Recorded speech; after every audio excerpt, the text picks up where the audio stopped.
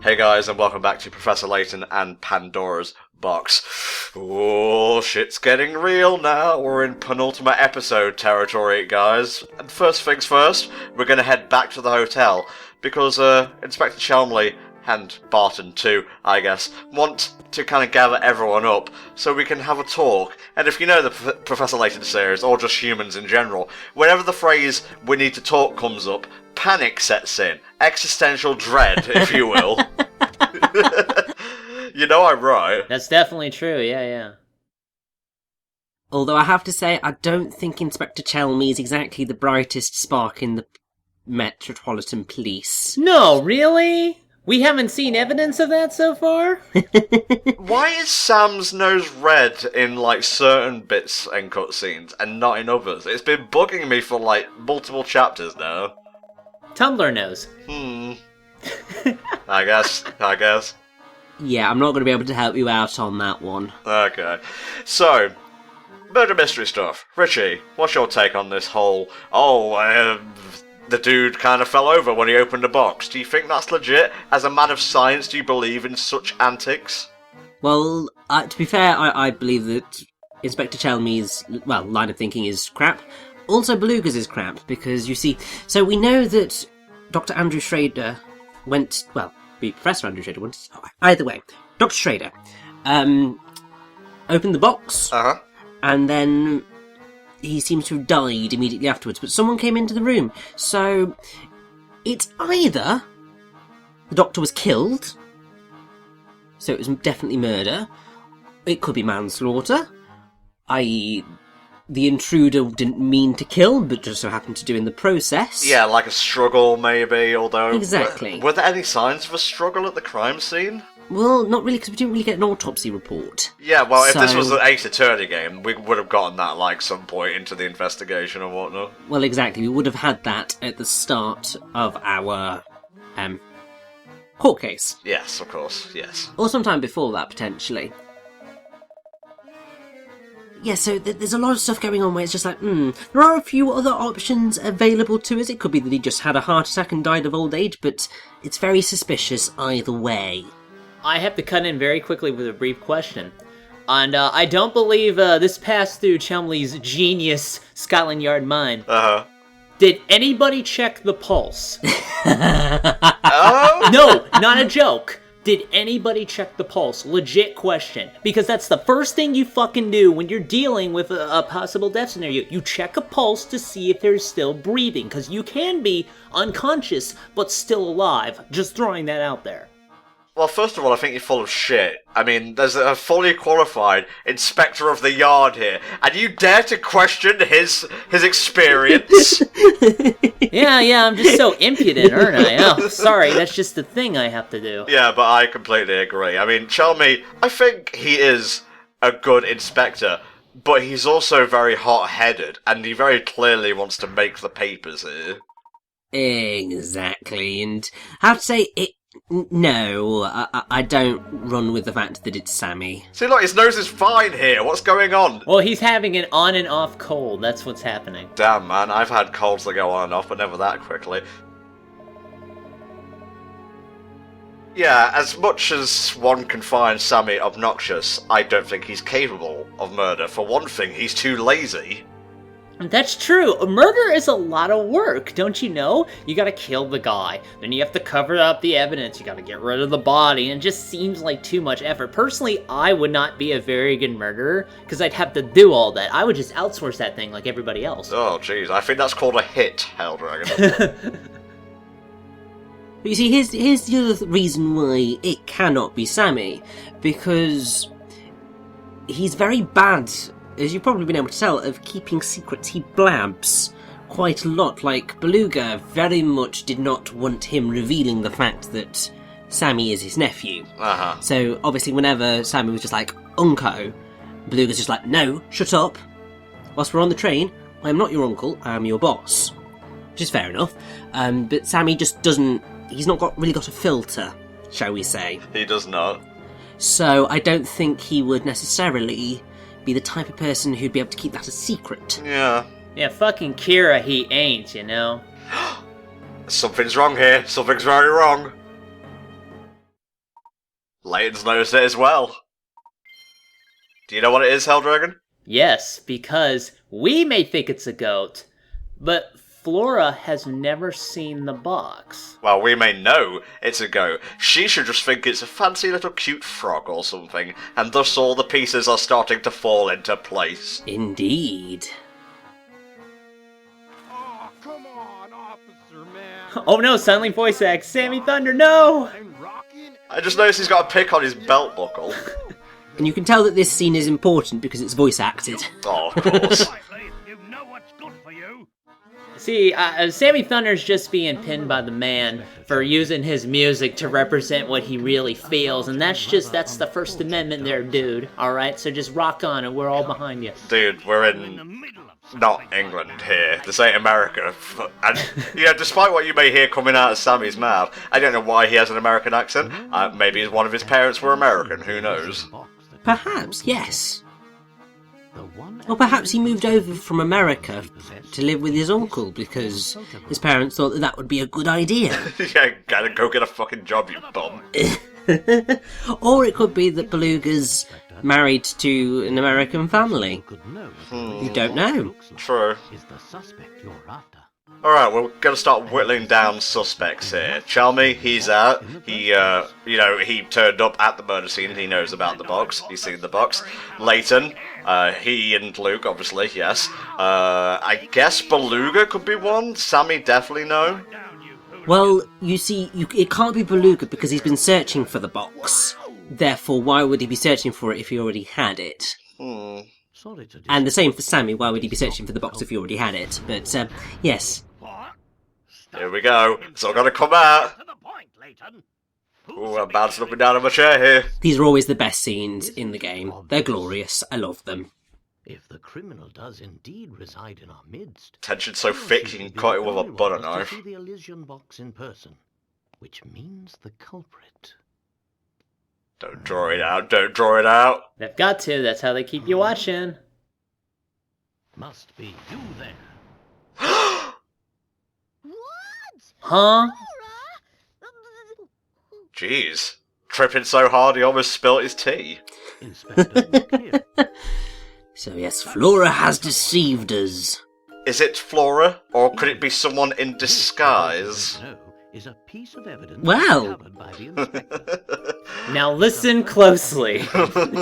Here's a little lesson in trickery. Shut up. This is gonna go down in history. Shut But up. I'll save it for the song. Thank you, thank you. Here's what started the whole mess. To be honest, it's a bit outlandish for my taste. Oh, poor, misinformed, stupid Chalmy. Stupid, see you stupid, put the pieces stupid together too. Chemley. Inspector, the emblem decorating the top of this box depicts not a frog, but a goat. There you go. Solid logic from the professor. I love if, like, Flora just ran away in the background while Layton was explaining this. Boy! It would be a bit difficult because there's so many people in this circular area. Somebody would cotton on. Well, it doesn't matter if they cotton on, it just matters if they can catch her or not. Well, this is true. Flora, dear, I believe you said the design looked like a cute goat, did you not? And it was at that moment, not Flora knew, that she/he had fucked up. Indeed. Well, that clears things up nicely. Oh, I don't think it does, Layton, especially when you hear the That explanation. must mean you've seen the real Elysian box before. Ah. Oh god. Hold on to your seats, guys. This is gonna take a turn for the weird.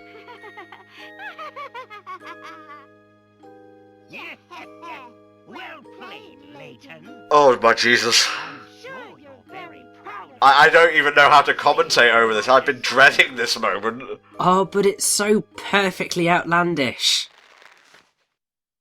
Well, there's outlandish, and then there's impossible. So, a few questions. One, how? Two, how come your name is hard to pronounce? I keep thinking it's Don Poncho. Three, how? Yeah, because you know in the first game when he impersonated Inspector Chalmers, at least they were vaguely the same height and whatnot. How the flipping fuck did he get away with this? Yeah, this is one I physically cannot answer because it is physically impossible. And, like, you just go... The size... I mean, there is a precedent, because in Professor Layton and the Eternal Diva, he does dress up as a little old lady. Oh man, he seems to be doing that multiple times. I'm getting a little concerned about Don Pancho here. Yeah, I mean, I feel that he's perhaps a very good contortionist. Possibly. That is literally the only way that I can think of that this would be feasibly possible. And then obviously if you have like a voice changer. Yeah. But then there's no way in hell you could get it this spot on that nobody would cut on. But then again, to be fair, Flora's so forgettable that really you could just go, oh, Flora, you've grown. Yeah, I've seen this one bit of fan art where it's Luke, Layton, and not Flora on the Voluntary Express, and Luke is freaking the fuck out how tall Flora is, and the professor's just like drinking tea or whatever. Yeah, I've seen that one, and it's just, and you know, he's obviously doing very not Flora things, but Layton doesn't even notice. So yeah, two things. One, Flora's fine, she's just back in Dropstone. Two, Don Paolo had nothing to do with the murder of Dr. Schrader. So, what the fuck happened to him? I guess that mystery's going to be solved last or something. Well, of course, because it's our primary mystery, and therefore it is the one that will take the longest to solve. You know, I believe that Don Pancho is super slippery, considering the fact he's disguised himself as, how old is Flora? Like a fucking 13-year-old tiny girl? I mean, shit, man. If we knew that magic wasn't real in Layton, I would just explain this away as a fucking stand, because that's the closest thing I can say to explain this. Isn't that already a stand? Didn't Oingo or Boingo have the ability to change their appearance? Coom is just, he only really had the ability to change his face, and then later it got expanded. He can change his smell, skin color, his height a little bit. Coom is kind of a shitty stand. I don't really consider it a stand. It's more just like a power. I don't know. Oh man, that was a lot to take in within like a 12-minute span. Well, you see, that's because that is, for the most part, pretty much all of the plot that we're kind of going to get until the end of the chapter. Oh my god. It's like they front load it, and they end load it, and the rest of the chapter is filled up with completing all of the puzzles left in the game, really. Because as soon as we leave towards the final destination, there is no return. That's it. Therefore, well, I mean, there is a return, but really, do you want to be returning from the end game? Not really, no. So we're gonna wrap up everything that there is to do in Full Sense, and that's going to be glorious. That is why this part is as bloody long as it is. It's a good job we record these bits in parts, or parts in bits, you know what I meant. Yeah, otherwise I think I might be going crazy. You know, I have to admit that, oh hey, another box, how convenient. No, it's the Elysium box, he fucking dropped it while he was running. Oh my god. You know what, Yeah. I kinda got a bit pissy and pedantic at you mispronouncing his name, but he doesn't deserve a properly pronounced name. You can call him whatever the hell you like. And that is why we call him Don Pancho, my friend. Although, again, having seen Pulp Fiction, you would think with somebody who can contort like Don Pancho can, thinks he'd be able to stick valuable things up his ass for 2 years. I don't know. Maybe that's why no one could find the box.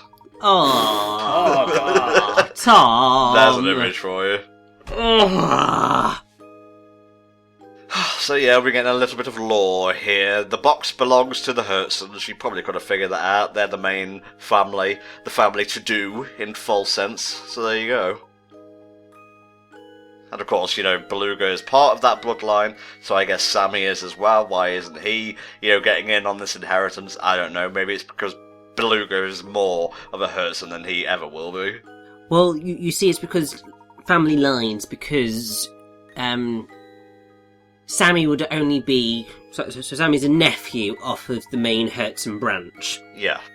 So any inheritance would go to Beluga if he is the last surviving son of Duke Herzen. So that's how it would go in terms of inheritance. Sammy wouldn't be entitled to anything. I like how, like, they're having this very important conversation about, you know, this box and, like, you know, it's the key to the Herzen portion. And then this random fucking side character comes in out of nowhere and just lays down the fucking law. Like, it's just out of nowhere, but I like it. Well, he's worked here for decades, and, you know, the now deceased Duke was very nice to him. And you know what they say about being nice to the help? You help them once, and the help will always help you. I think I may have made that up. I think it made them up, yeah. The sentiment sounded nice in my head.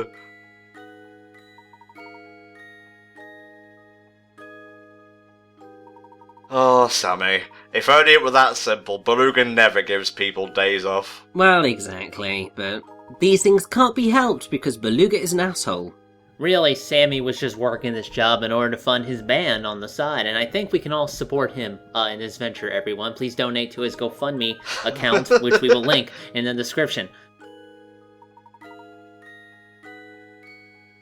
And to be fair, this is a nice character moment for Sammy, because he's just like, you know what? Feck off, Unco Beluga.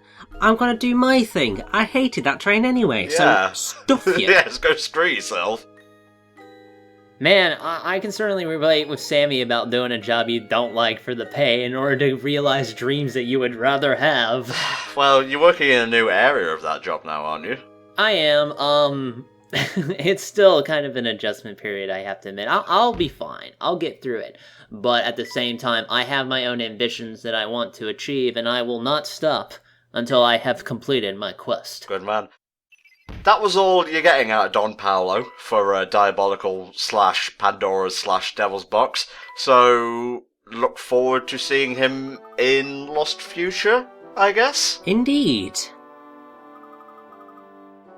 They do quite a bit more with Don Paolo in Lost Future. Oh, they do, yeah. And I'm very grateful for that, because he is a fun, villainous character, but obviously doesn't really get a whole lot to do until that game.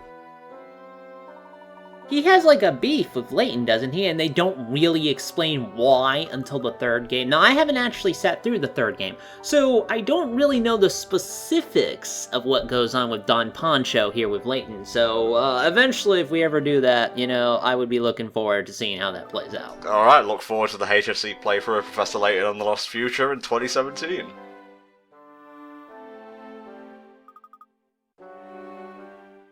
Katia, come on, this is still a murder investigation. We can't go giving out evidence hither and thither. Well, yes, but we aren't the police, therefore we're not exactly entitled to say no, but then to be fair, finders keepers, losers weepers, the box is ours, so... We aren't the police, you're right. And as a result, as we've seen demonstrated aptly here, we are way more fucking competent than them, so I think we should have our hands on the evidence because clearly we know what to actually do with it. I think you'll get your wish there, THD. Don't worry about it.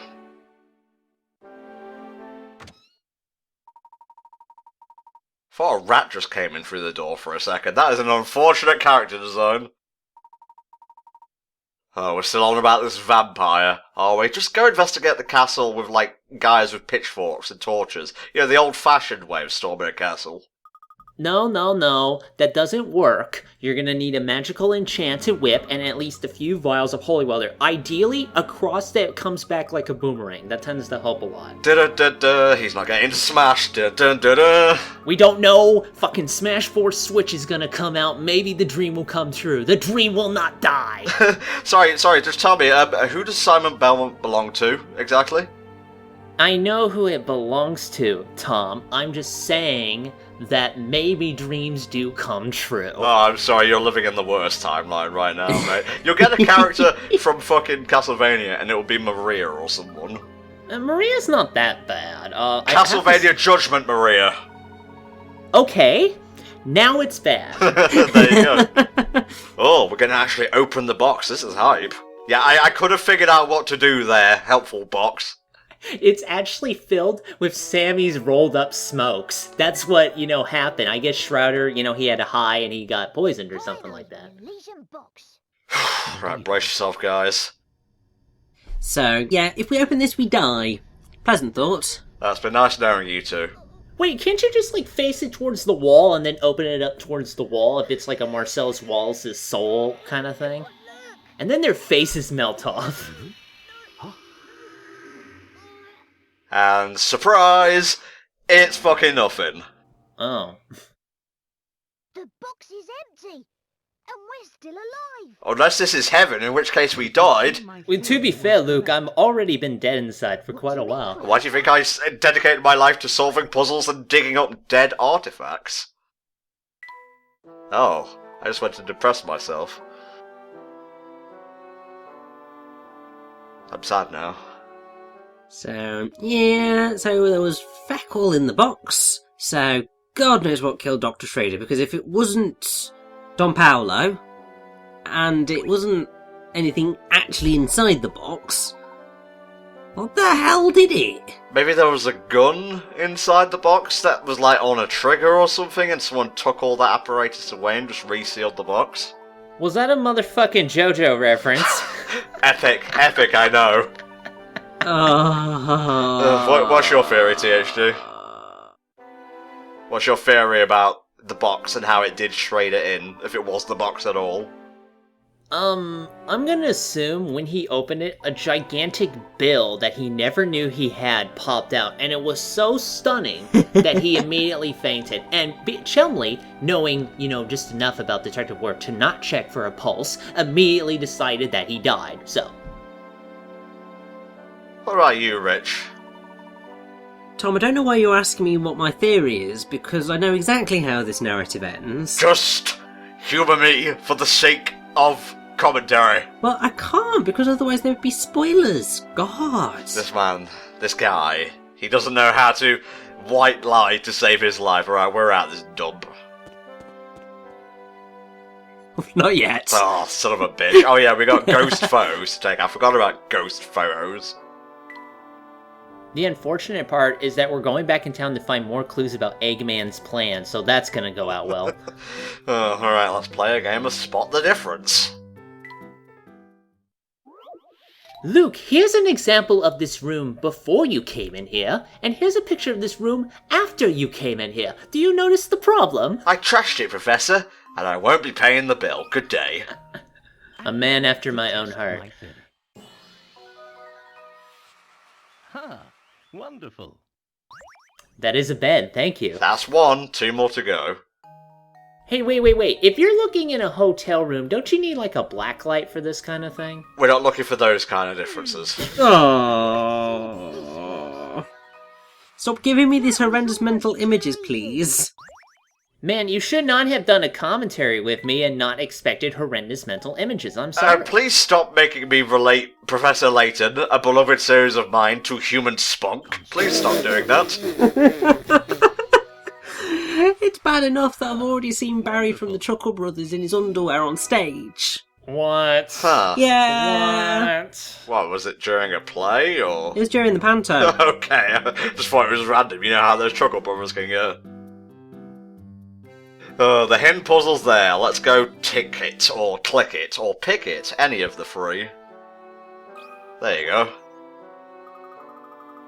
Was it really hiding? It was just kind of out in the open. I can understand it not being visible, considering that most people don't really look for puzzles. Like, the only puzzle I ever really encounter in real life, like, no joke, is... how did I pay so much in this particular bill? That seems to be the only brain teaser I regularly run into. Yeah, that seems to be a recurring theme for you, I've noticed. Yeah, money being spent where it doesn't need to be spent. Should do the trick. That puzzle were an easy one. How did it get solved, Rich? Well, it's telling us here, so you'd think it'd be 5 and 4, but it's not quite how it works, because the ratio is 2 to 1. Uh-huh. So when you kind of ramp that up, that's how that works. Maths, then. The shorthand was maths. Shorthand is maths, yes. Good stuff. Okay, now can we leave?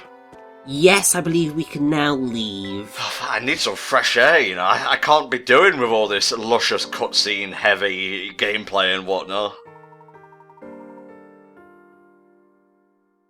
So basically we've got to work our way to the museum. Uh-huh. Because we've got a bit of backstory to find out there. Just to investigate the Herzens and who they are and what they did and all that jazz. And then the rest of it is finding all the places where we need to take photos. Uh-huh. finding all of the people to give tea to, Ah, yes. because we've still not finished that. I think we still have the last ingredient left, maybe the last 2 ingredients. So we'll finish off all the tea, finish off all the pictures. Pretty sure partway through this we'll be able to give Tiny THD a 64-step workout. Nice. And that'll be glorious. He'll just end up as, like, a skeleton. A very comical hamster skeleton. Yeah, that's gonna be fun, I guess. And then we Ooh. should... Oh, yes, we've got another diary, so I'll let you just ramble on now. Now, when it gets to that. I was born for this. Come on, here we go. Really, this is the best part of my day. Chapter 7. All around town, people are falling ill with a disease that has no name. Some of the common folk have been saying that our town has fallen under a curse. As the only son remaining to watch over Falsense, I can't even think of leaving. The thought would be more disturbing were it not for her. As long as she's by my side, I have the strength to stay and protect this town. Hey, you know what they say, behind every great man is a great woman. And behind every great woman is a book chronicling the great woman and man. End of chapter. So I guess admittedly, thinking about, talking to Sammy Thunder back there, I've got to wonder about his business plan going forward, because going into music, any creative field, really, is extremely hard unless you make shitty videos for YouTube, in which case it's easy. So, I don't know. Yeah, pretty much. Yeah, got nothing to add to that. I mean, you're right, but I wish you weren't. What does that say about me? But then, to be fair, even the YouTube game is not easy. No. Especially now. That's true, because not only is there a lot of people in there, and I think I mentioned this already, but there was like this article I read about how a lot of YouTubers actually do not make a lot of money. Mm-hmm. The field is so cramped by now, and there are people who are trying to make YouTube their full-time business kind of thing, but it's just like, it's not paying off that well. They're still working crazy hours just to kind of make it meet and things like that. I myself actually kind of want to start a business on the side to kind of eventually transition to, but it won't be YouTube. It'll be something where I feel I could sell a product that people will actively pay for. Because the big problem with YouTube, I find, is that you can't really convince somebody to pay for it. They're not willing to pay for videos or shit like that. That's why they always do, like, the fucking loot crates that go up everywhere. They have to rely on Patreons and donations and things like that, because it's not something people need, right? Like, I'm never going to be in a situation where I need to watch somebody play a game on YouTube, and so I really have no incentive to support them. What do they do for me? How do they solve my problems? That sounds selfish, admittedly, but that's how most people actually are. Like, that's how products are made. They solve problems that other people have, and YouTube doesn't really do that, you know what I'm saying? THD thinks about this stuff a lot, but I think he's perfected his craft by this point. What, my thinking craft? Yes, thinking. You have mastered thinking. Good job. I think the other issue that YouTube has is that obviously it started off as a free service and remained free for numerous years until they started putting adverts on things, and it's gradually gotten more and more commercialised. So people fight back against that commercialisation because it goes against what YouTube started as. Yeah. And some people don't like it when something that was once free gets charged for. So there's a sort of a natural... People put up the guards and are just like, well, if you're going to charge me, I'm going to bugger off somewhere else, thanks. Let me clarify here. You're not paying for anything. Well, you're exactly, watching yes. an advertisement. Now, you can make the argument that time is money, and I fully support that, but don't compare it to spending actual coinage. I think that's very disingenuous. Well, yes, but then you've got YouTube Red, which is actively paying Yeah, money that is to YouTube. the argument in effect, yeah. Yeah, so that's where we've reached with YouTube now, where they have created a service that you pay for in order to watch YouTube videos without ads. Totally fair from what they are now, but it's one of those things of, yeah, YouTube's just a much more difficult place to work in now than it was many years ago. My philosophy, and we'll get off the subject in a second, because there's glorious tea on screen. I didn't even get a chance to talk about sugar smoke, which sounded delicious, to be honest. I may have to try and find a blend similar to that. But prove to me that you're worth turning adblock off, and I'll do it, and I'll support you. Otherwise, it stays on. And I would say that to anyone who watches HFC. If you feel we've done if you feel we've done a good enough job to entertain you, or in terms of entertaining you and so on, maybe consider turning adblock off to supporters, or donate through like the live stream widget and whatnot. But don't think that that you're required to turn adblock off just to watch our stuff, because adblock's necessary. It's necessary to keep evil, malware-riddled advertisements out of your computer and whatnot at times. One thing I will add is that actually with a lot of adblock stuff that's available, you can set it up, I don't know the specifics, but you can set it up so that it will actually turn off for only certain channels on YouTube. So you can do like YouTube fully with adblock, but when you're on channels for people you actually support, it will be disabled. So the ads will still play, but that way you don't have to give it to everyone. Again, I don't know the specifics of it, but there are instructions for that out there. If there's somebody you want to support, consider it. Like, I definitely should probably be considering that myself. It's called a whitelist, is what you're thinking of. Yeah, it's a specific way to do the whitelist, yeah. Alright, puzzle time, guys. Let's do this. Okay, I gotta solve shit again, alright. This one's only worth 20, it's gotta be easy. Just pick one of these letters. Why can't I pick Z? I like that letter a lot. Just pick one, come on. E. I like E, actually. E's one of my favorite letters. I don't know why. It reminds me of blue. Okay, J, sure. And now to test my theory. So why was it J, Richie? What was the reasoning behind this puzzle? We'll see here. So spout is basically useless, because if you go counting round, you've got 1 to 10. Uh-huh. But if the middle one has to be 10, then one of them has to be useless, and to be fair, it just ends up being J, because if you go like on a clock basis, you start at 1, and you go round, and that's how you get to that. Oh no, E.T. is thirsty. I posted that screenshot on Twitter. I know you did. Yeah. It's just like Gregorio phone home. His nose is as long as his finger. It's really disconcerting. Really, in a way, it's a third finger when you think about it. Oh. So basically, as well as being E.T., he's also Pinocchio grown up. I guess so. Either that or Cyrano de Bergerac if he's a romantic. You make that reference a lot, and it always goes over my head. Richie, do you know of what I speak? Cyrano de Bergerac? I'm probably saying that wrong. It sounds familiar. He's rushing to Google. Don't Google it. I want you to actually try and get it. You're the book learning man over here. I have no idea, and I can't even Google it, because... yeah.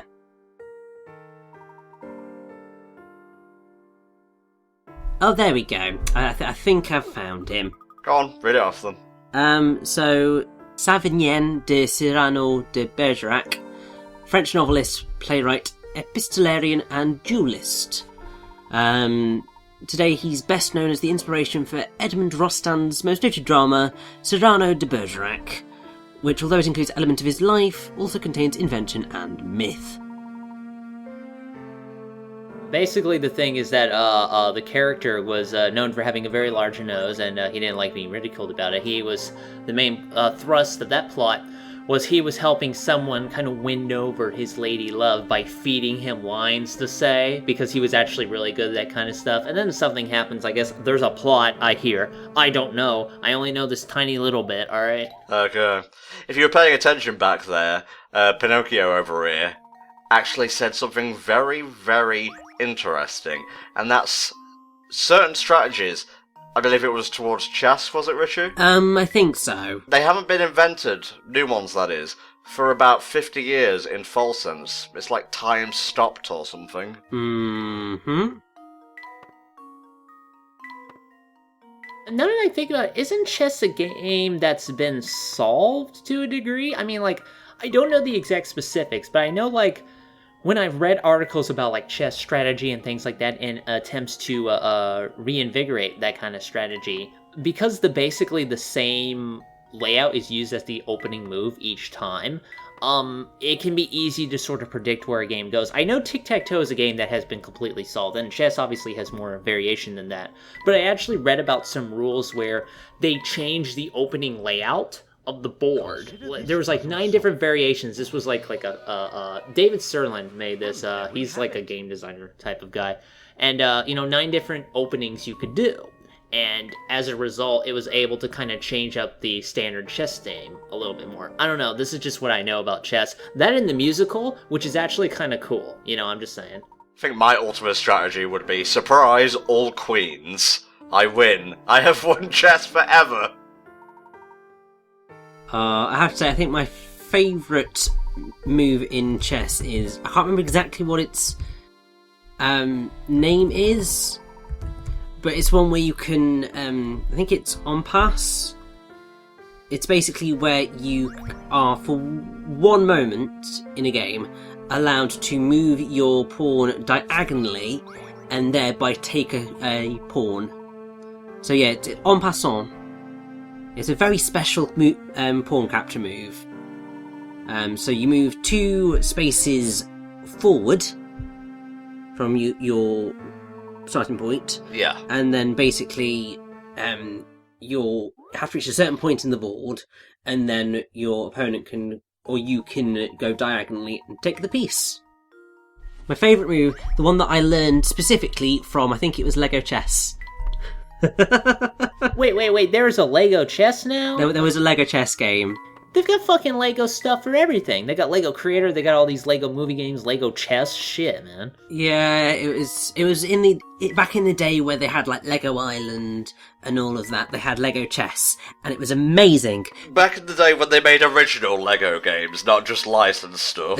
So basically, obviously it was chessboard, obviously, but you had different themes. You had like cowboys, you had knights, that sort of stuff, and whenever pieces got taken you had hilarious capture cutscenes that were just ridiculous and perfect. I don't recall that at all, but I do remember stuff like Lego Racers. Oh yes. Lego Island, like you mentioned, and Rock Raiders, or whatever it was called.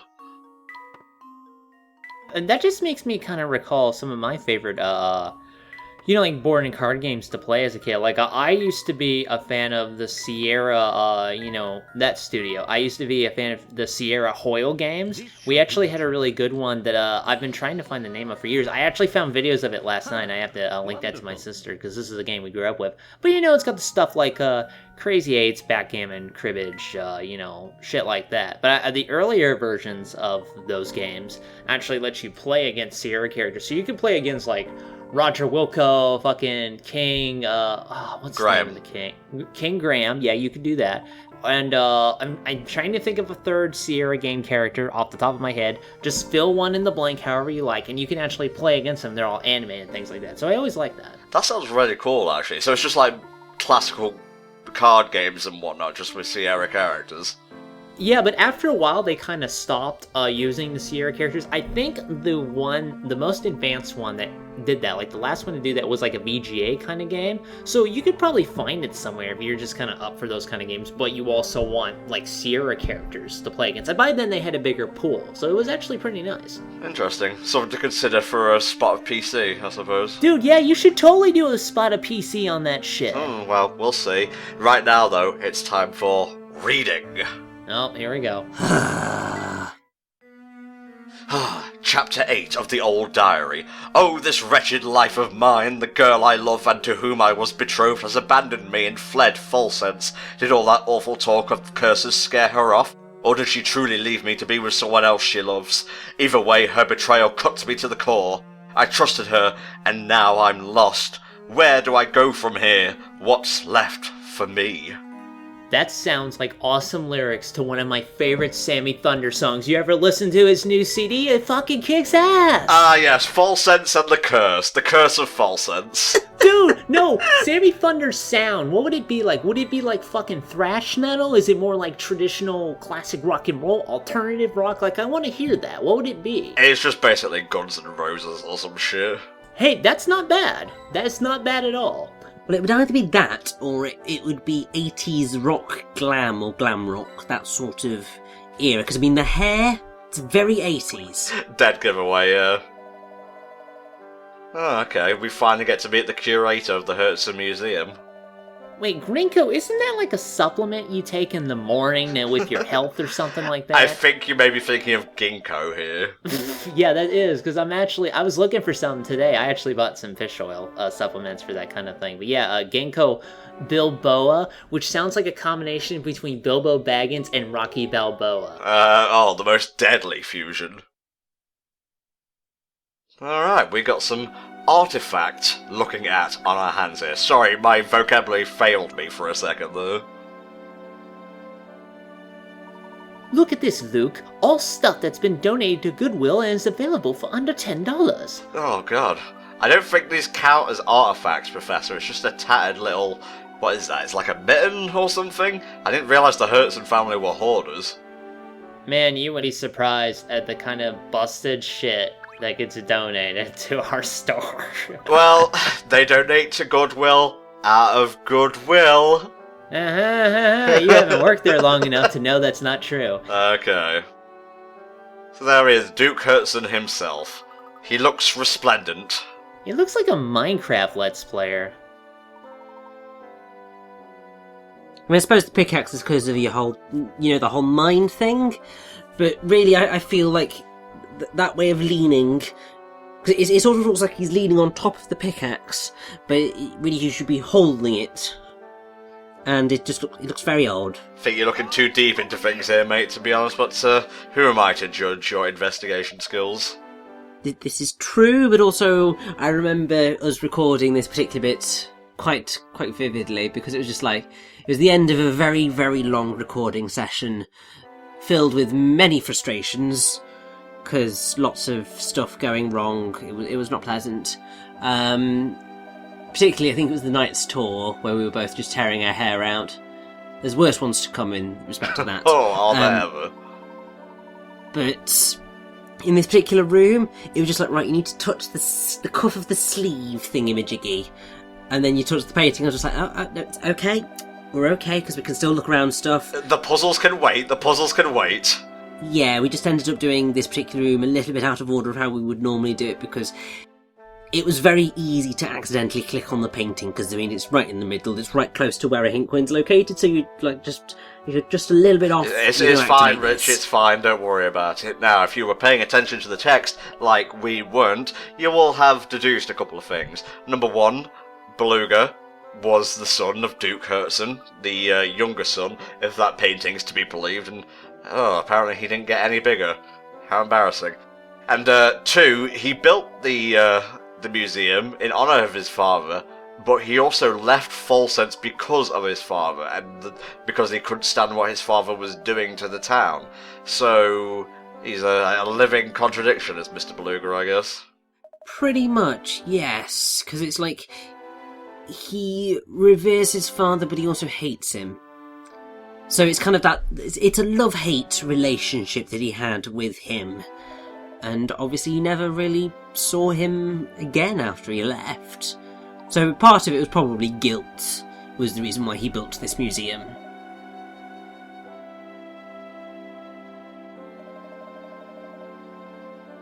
Grinko doesn't really want to delve any deeper into Falsense's history. I don't know whether that's just him being respectful, or whether he doesn't want to incur the wrath of the vampire, quote-unquote. Well, yes, but you see, how would the vampire know what we were saying unless the vampire was here right now? Ah, well, you know, Dio, he had plenty of servants and whatnot, and spies infesting every corner of the world. That's true. He pays his stand users a lot of money. It would be pretty good to work for Dio, at least for a little bit. Where did Dio get all the money from in order to pay these people? He slept with a bunch of old rich ladies. That's not a joke. That may have actually happened.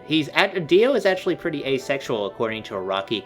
He will pretty much do whatever as long as it takes to achieve his goals, but he only had the one friend. The one friend that he saw something a little bit more in.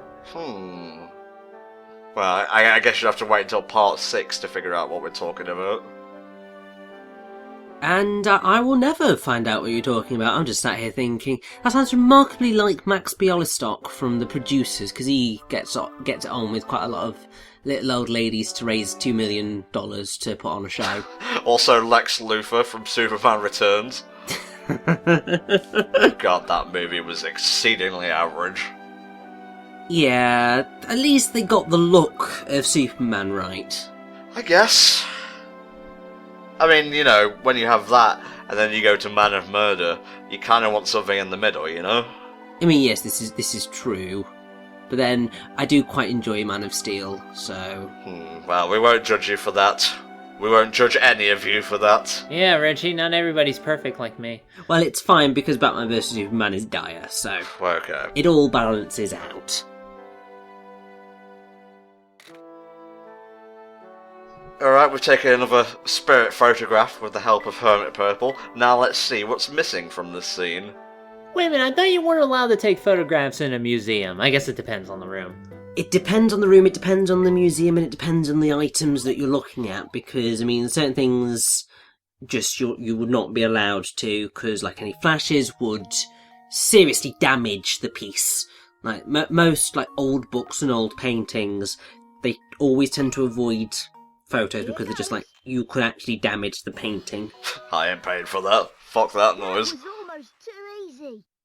You pay to go into a museum to look at things, you do not pay to have the rights to reproduce that item, which then delves into the whole thing of copyrights and stuff. Obviously with a lot of old artwork, it's a bit more difficult to place that sort of stuff, but people don't like you reproducing stuff without permission. To be fair, we didn't exactly pay any kind of toll to get in here. Sammy pulled some strings and let us in.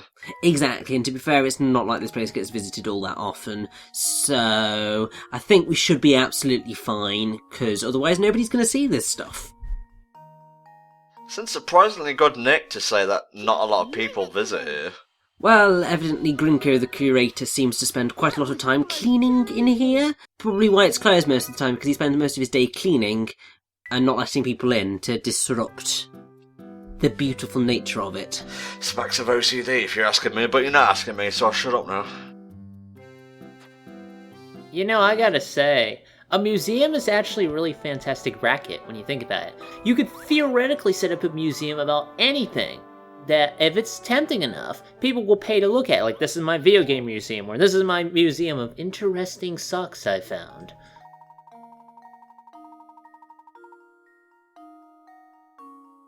Hold on, I'm trying to solve the puzzle, give me a minute. Red is 30. What does it mean?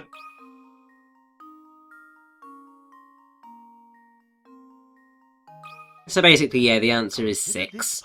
Because if you squeeze them into the right orientation, then you can squeeze that many in. And we're actually going to be able to see how you'd squidge them all in. That's how it'd work.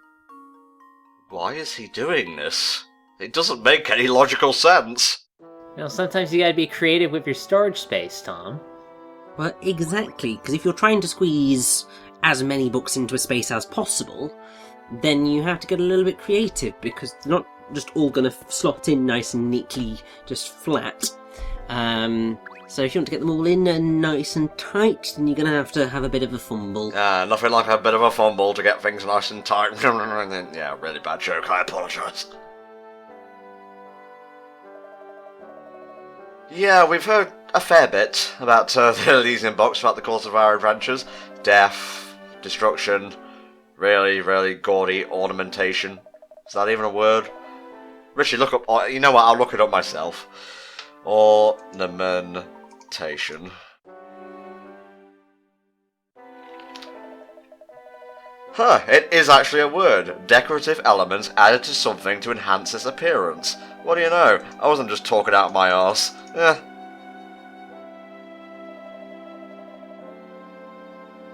Okay, so If we can just get our hands on one of these miners' diaries, we'll finally be able to shed some light on the mysteries behind the goings-on in Full Sense.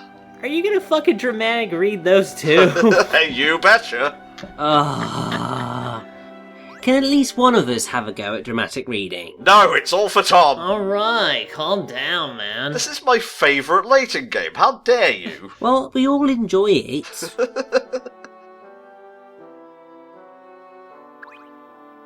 Come to think of it, I don't think you've actually been in a dramatic reading before, have you, Rich?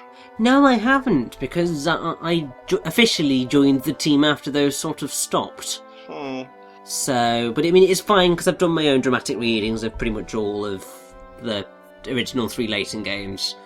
Because whenever I went into the journals, and whenever I went into like the old diary stuff, I read those out, because it was just like, let's go for it. Let's do the Layton voice as best as possible. Do I call Richie out on that being sad?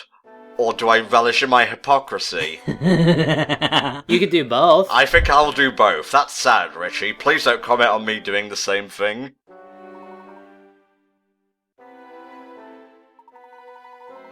Ah, legendary tea. Good cup of Tetley's will do that for you. Yes, but I think what Grinko is looking for here is the Layton elixir. Rumored to bring eternal life, at least that's how it seems in Full Sense. But no, that's ambrosia. Well, maybe it is ambrosia. You never know. This could be some God-fearing, kick-ass power tea, made by companies full of all the chemicals your body needs. I love how it's named after himself, like Layton just couldn't resist. A little bit of narcissism there, maybe. Man, wouldn't you want to have an amazing legendary item or tea named after yourself? Although, knowing my luck, I'll probably have some legendary disease named after me, like THD's butt rash or something like that. I don't know. Is that your butt rash, or is it someone who has developed that butt It's rash? a non-specific butt rash. I'm just saying. Or you could have something really wrong with your heart and have it described as THD, that heart disease. That would work pretty well, actually. Traumatic heart disease? Just keeps going. Terrible heart disease. There's a lot of options you could do with that, yeah. I'm not trying to solve this, go to hell. Richie, how does this one work? So basically it's a bit of spatial awareness. You've got to figure out what can be put against what, but in the end the answer is B. Seems to be a fair amount of sorting puzzles in this museum. Yeah, I think they are very fond of spatial awareness in this particular museum. Which is totally fine, because a bit of a spatial awareness puzzle is always quite fun. You've never seen a sadder, more tired-looking man than Grinko. I don't think we should have given him that tea. I think it's doing more harm than good at this point. The poor man just needs sleep. No, it's okay. You know, he's that guy that interviews actors in the actor studio. He'll be fine. Alright, here we go. Ever since she left, Father and I have been at each other's throats day and night. The mysterious disease plaguing our town continues to drive people to flee their homes for a safer life elsewhere. If she had only stayed with me, I feel like I could have weathered the storm. I still ask myself why she left this town. If she truly loved me, then why did she leave me?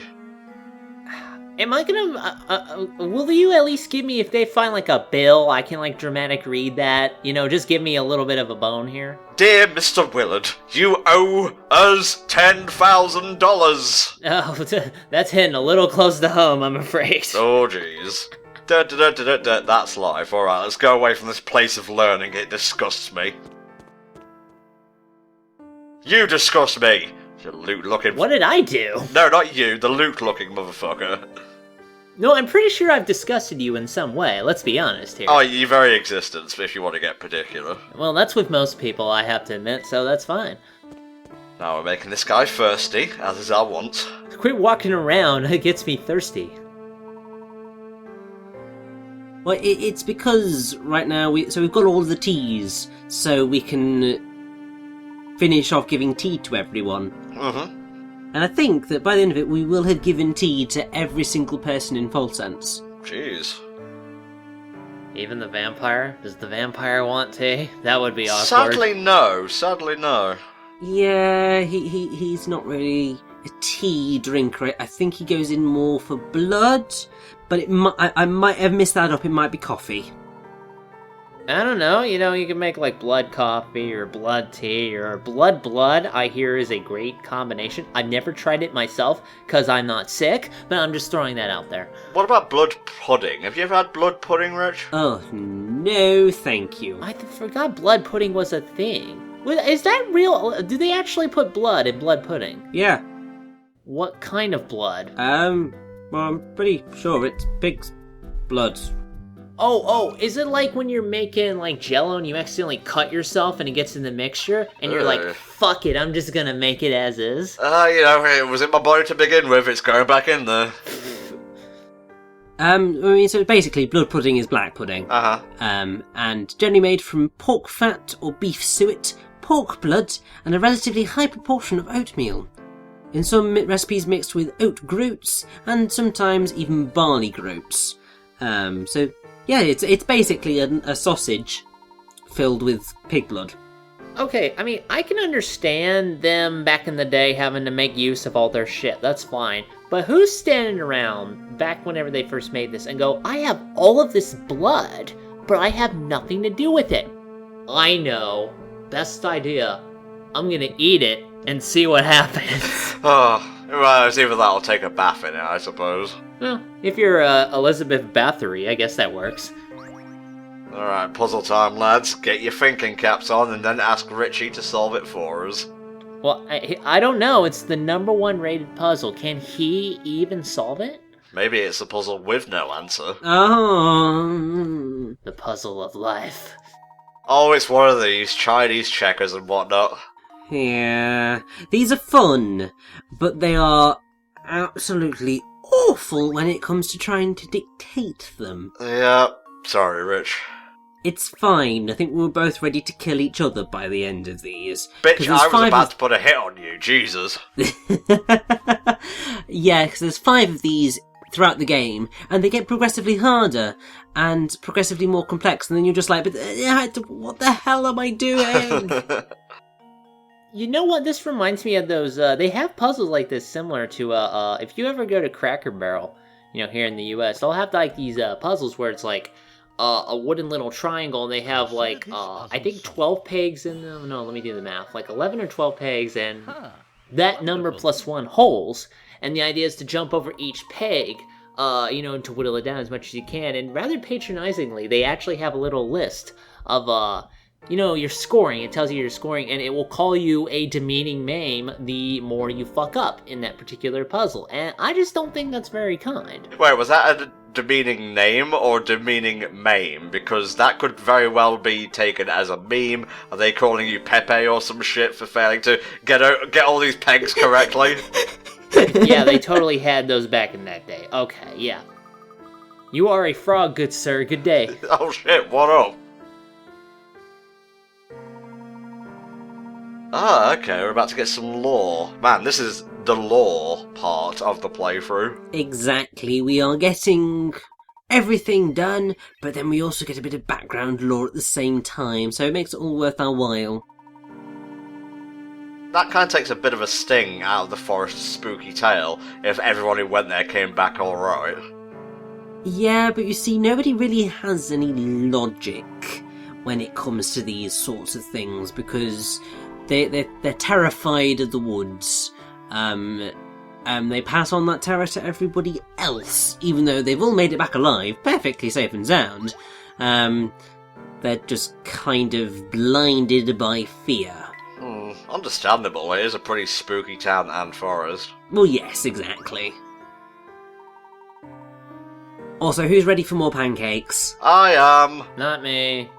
I don't like pancakes that much. I've always been a very kind of cereal and or eggs and bacon kind of man, I have to admit, with my breakfasts. Pancakes, not really. Waffles, I've never really liked waffles, unless, of course, it has chocolate chips, which, to be fair, most things with chocolate chips in them are great. Just saying. One of God's 7 treasures that he bestowed upon man, chocolate chips.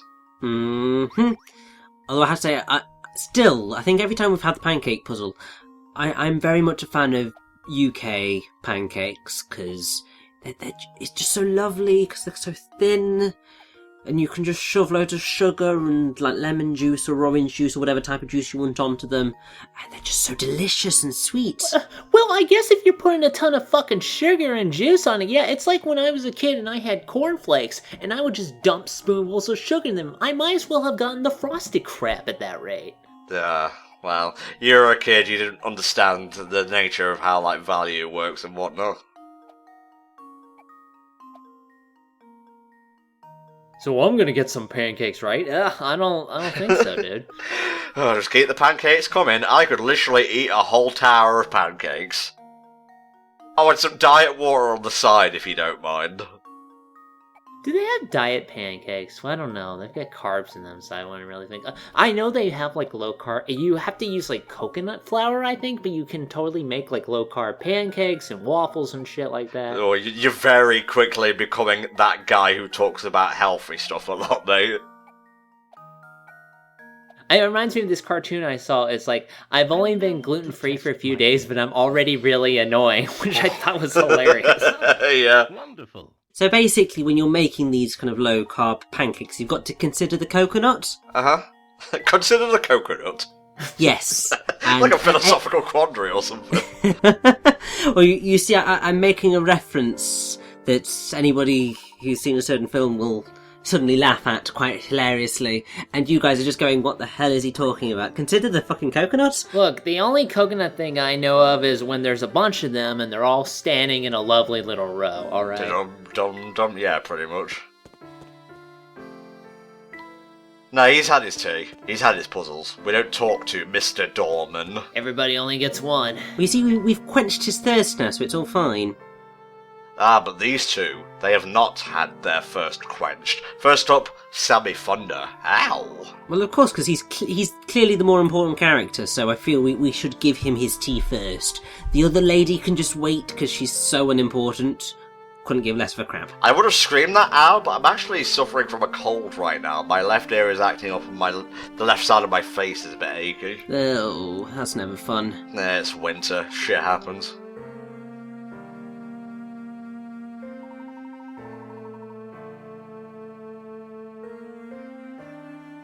Alright, let's get him the healing tea. All tea heals, but we need specific tea for this particular malady. Is there a tea that heals soul pain? Because I could use some of that sometimes. Who hurt you, Helldragon? Man, lots of shit has hurt me, especially myself. I think you could have just stopped at man, really. Mankind has done me wrong. And that's true. I noticed that a lot of a problem that people have in life tends to be from other people. I guess that would explain why they have the phrase, hell is other people. Oh, turns out it's man. So wait, is it hell is other people, or is it hell is for children? Like, which person are we talking about here? Do you have to be past a certain age to be in hell, or is that just access to kids only? Nah, you can come out of the womb, have an evil thought, and go straight to the pits of hell. That's how it works. Yeah, let's just ignore that, shall we? Bit of blasphemy there makes the plot 10 times more exciting. See, I think Sammy would have liked it a lot more if it had a bit of alcohol in it. Yeah, just kick it up a notch. Man, you know, for some reason people are always trying to get me to drink more alcohol. I don't understand it myself. Maybe they just want you to unlock your stand power. I hear that's how it works. Yeah, you get a stand power when you get drunk. If this is true, then man, I have a lot of drinking to do. Oh, man. Well, I mean, to be fair, you would certainly think that you had a stand power if you were drunk, because you see, it does weird things to your brain. I would pay any amount of money, at least £10, to see Helldragon dressed up as Jotaro going, Aura, and just kind of tripping over himself. You do a lot of weed, and it's like, I can control water, that's my stand power, man. Just tote that smoke and you blow something out, and you're like, haha, I have wind powers now. Just roll up a stray cat and all night long. There you go. Well, yes, but what about it? Because if you're actually smoking the weed, you've got to light it, so you'd be like, oh, got fire powers, man. We need to get you into JoJo, mate. You're so uncultured.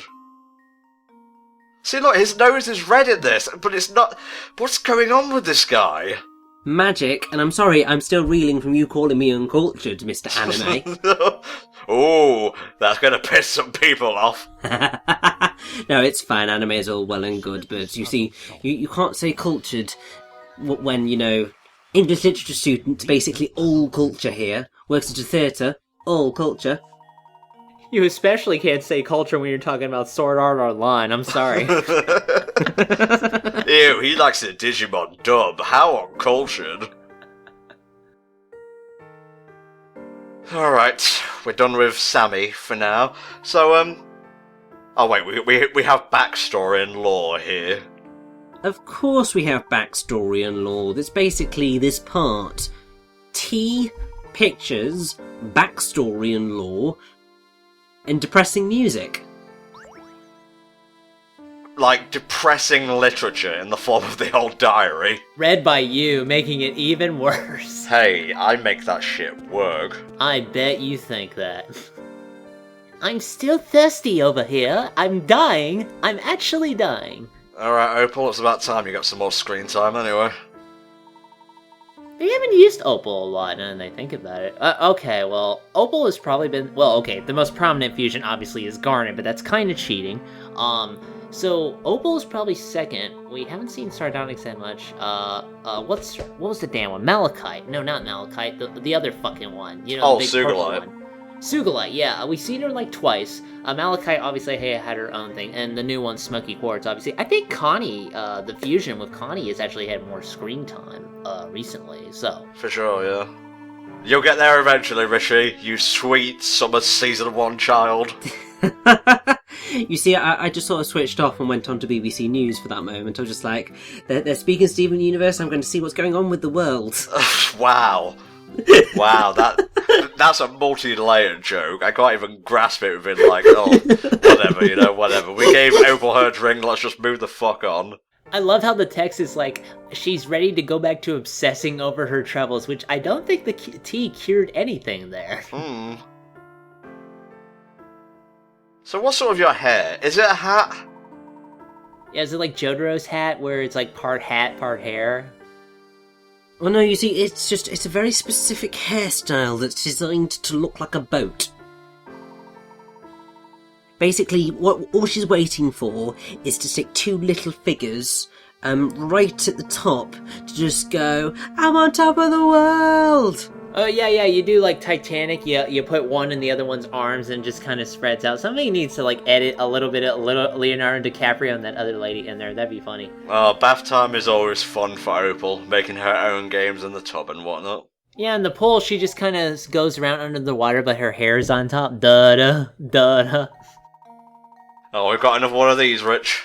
Yes, I mean, thankfully I don't think this one was quite that horrendous. Nah, it's just a basic inheritance dispute. Here's how we do things. We go right down the middle, and then we start splitting stuff up like this. Come on, Past Tom, get it together. Yeah, I don't think inheritance works this way. It's definitely not something you can sum up with a fun little puzzle, I gotta say. Oh, I'm about to prove you wrong, mate. See? We're doing it. We're living it large. At what point in the will does this, like, we have to specify who gets what apple tree? I'm just saying. A little odd. It's not just apples, there's oranges there as well. What I want to know is, who is the person who says, we'll decide this with the seals from that one Castlevania DS game that you need to do in order to finish off bosses? And there we have it. Well, that joke went nowhere. Thanks for sandbagging it, I guess. Nah, well, I acknowledged it. I mean, like, I was sitting there going, that was something I know about. You're so introverted. All these sounds, fair. Would it kill you to just say, I like that, Tom? You are a good friend and I value your company once in a while. That got a little real. Let's fucking move on. Jesus. Everyone's thirsty. But no one asks whether I'm thirsty, and you probably shouldn't. I'm going to tell you that now. Well, Tom, we all know who the thirstiest member of HFC is, and I will leave it there. You mean me, right? You're top 3. You're top 3. Top 3 is a pretty good place to be in. I will accept these terms. The real question is, who's number 2? Well, I don't want to be number 2. Who does number 2 work for? I'm just amusing myself at this point. I think I'm actually a little bit lightheaded today. I think that cold is taking over my brain. Or maybe I'm just this airheaded to begin with. I wouldn't be surprised if you were feeling like that because of the cold. Like, when I've been sick before and I've had some fucking weird fever dreams, man. I always hate having fever dreams because they never seem to stop. But I'm like just on the edge of consciousness that they're happening, but just sleepy enough that I don't wake out of it. But they're always fucking crazy and weird. I'm just sitting there going, I kind of want this to be done, if you don't mind. Yeah, it's kind of a bit annoying, though. Yeah, the smile. Just look at him. So smiley. Listen, guys, I really appreciate what you did here for me. This tea it's wow, it's gonzo. It's really, it's fantastic, dude, and I really appreciate it, I think.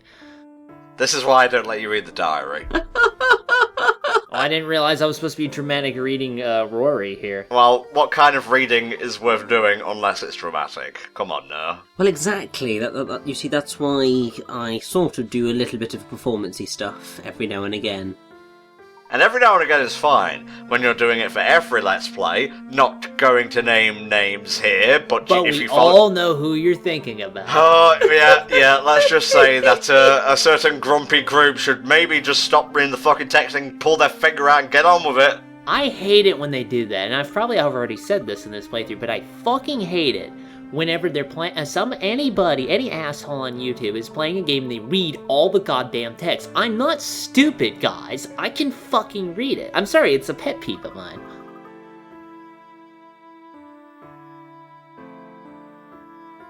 I agree to a certain extent. I don't mind reading text in general, but I don't understand why you feel the need to read it off verbatim. Maybe it's because they know a lot of their fans just listen to videos instead of watch them. And don't worry, it's not a taboo. You can admit to doing that here on HFC. Shit, I put on a playlist from time to time and just like browse elsewhere. But then there's the one, or people I should say, who know their fan base is comprised of very little kids who will tune out if they have to read the slightest bit of text, and that's why they read everything. Yeah, which is just really frustrating because when you are just purely reading text, you don't have very much time at all to actually talk about what the text is saying. Because so you end up getting very hamstrung in terms of what you're able to talk about, because like in very text-heavy games, you just spend the entire time reading. Yeah. When you could be saying, well, this is interesting because of X, or this is crap because of Y. I think Y was the less good version of Pokemon X and Y, I have to admit. I was more of an X fan. In hindsight, don't think X or Y were all that great. I remember enjoying them, but after Sun and Moon, oh boy. History will remember Sun and Moon a lot more kindly than it ever will X and Y, I can tell you that now. Man, I still, I've been so damn busy lately, I really gotta get back to Pokemon Sun. Because, I mean, I beat the first guy, and now I gotta go on to the next island, but I have not had the fucking time. Just do it when you get home. I don't know what's the matter with you. I got shit I gotta do. I gotta fucking eat, I gotta... Eldragon, don't worry, I'm in exactly the same position. I'm just trying to trundle along. I think I just finished the second island. Well, no, I'm about to go finish the second island, and I got the game on release day. So I'm really far behind, and I've still got Final Fantasy bloody 15 to play as well. Oh my god, you poor bastard. Well, I've got World of Final Fantasy, Digimon Cyber Sleuth, I'm getting FF15 for Christmas, also The Last Guardian, and I can tell you which one's going to be finished first. Yeah, I need to get Last Guardian as well, and then Kingdom Hearts 2.8's coming out in January, and I'm just like, stop it, I just want to finish my games, I want to be not busy anymore. Well, don't play Kingdom Hearts, that's what I try to do. Oh, you'll never escape it, mate, you will never escape it. Yeah, it sure feels that way.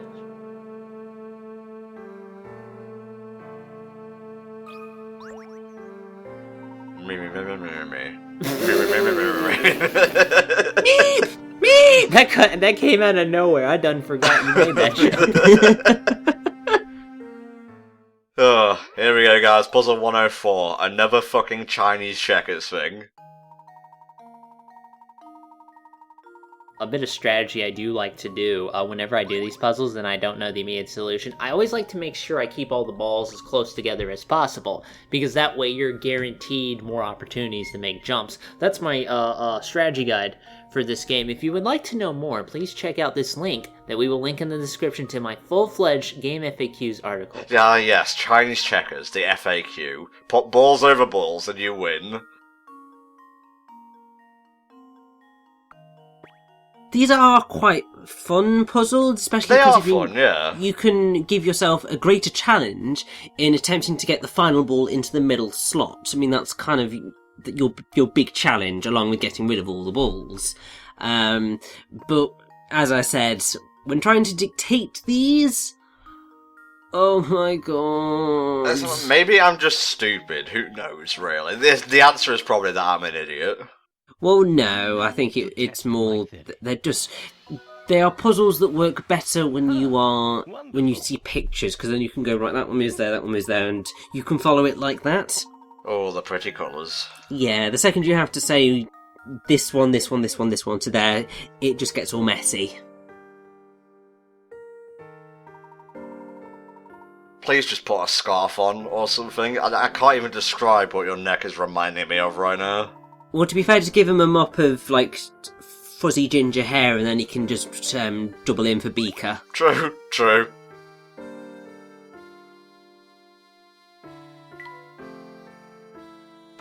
I guess Garland is feeling a bit thirsty now, and he will knock all our kettles down until he gets what he wants. Oh, stop making me pine for Garland in Kingdom Hearts. I know it's not gonna happen.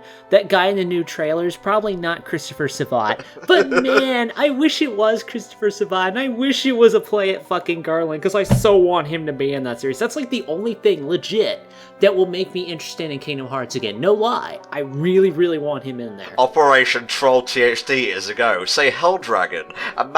Just imagine Sora doing sick-ass reaction commands, like grinding along Garland's like whip sword in order to like whip him in the face with a keyblade and whatnot. Wouldn't that be sick? I feel that a battle with Garland would work best in Radiant Garden, where he actually fights against the other Final Fantasy characters who maybe knew him from the past or something like that, and it's full of his sick Dissidia moves, and Leon actually contributes to the fight. That would be fucking rad, actually. You're a man of simple pleasures, mate, and I appreciate your existence, contrary to what I may have said at other parts in this part. Yeah, I'll just pretend I didn't hear that. Okay. 10 years. Oh. It's a really rotty Eevee. Does garlic improve with age, or am I thinking of wine? Well, does garlic have birthdays? I think you're thinking of wine. Jesus, don't make, wine out of garlic. Don't do it. Don't follow Garland's example. Right, so actually, I'm doing an incredibly sad thing of looking at garlic expiration dates. Okay. Do they just print them right on the peel? So technically, they don't have sell by, use by dates. So you have to generally go by purchase date.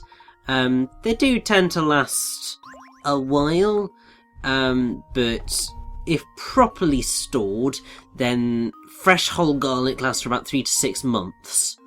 But obviously 6 months is the most.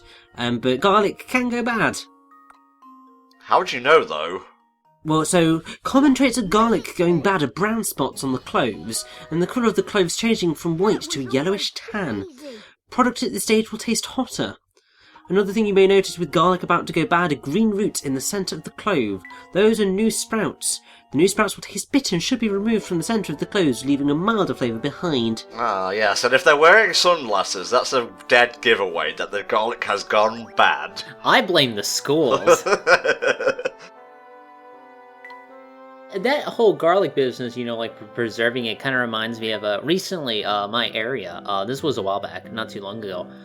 My area, we dealt with a hurricane coming through, and the power went out and things like that, and it kind of taught me about, again, you know, the kind of preserved food they have available. Like, you have to keep that in mind. Like, they had, like, canned meats I was trying to rely on. Things like that. It was an interesting kind of, you know, change of pace from my usual eating habits. Okay. Sorry, that story ended kind of limply. I thought there was going to be a twist in there. A twist worthy of M. Night himself. Well, the twist is that I fucking came after you for bashing on my awesome story and I kicked you in the fucking face. How does that sound? Wow, oh, now it's real. Now it's on. Also, why are we exercising Tiny THD some more? Because he looks pretty okay to me. I mean, yeah, okay, there's a little tiny chub. I expect hamsters to be a little chubby. That's fine. They're fucking hamsters. Like, you don't have to be like a super swole. You gotta run a triathlon with this hamster, you know what I'm saying? Well, A, I'm trying to get him to become one with the Speed Force, and B, Richie said earlier that we're going to give him the 64-step workout, and, well, here we are. We set it up ahead of time, by the way. We were originally going to show it off, but I had a little bit of difficulty, as per usual, deciphering Richie's commands, so here we are. Yes, but you see, so the reason that we did this is because it's basically the most steps that you can ever do in this minigame, so it's sort of like a little challenge into itself. It doesn't unlock anything, but it's just nice to have that record. I just like the idea of you come back to this screen, the setup screen, and the hamster's just not there. It's just gone, it's become one with the Speed Force. Oof. From one place of garlic to another, you know?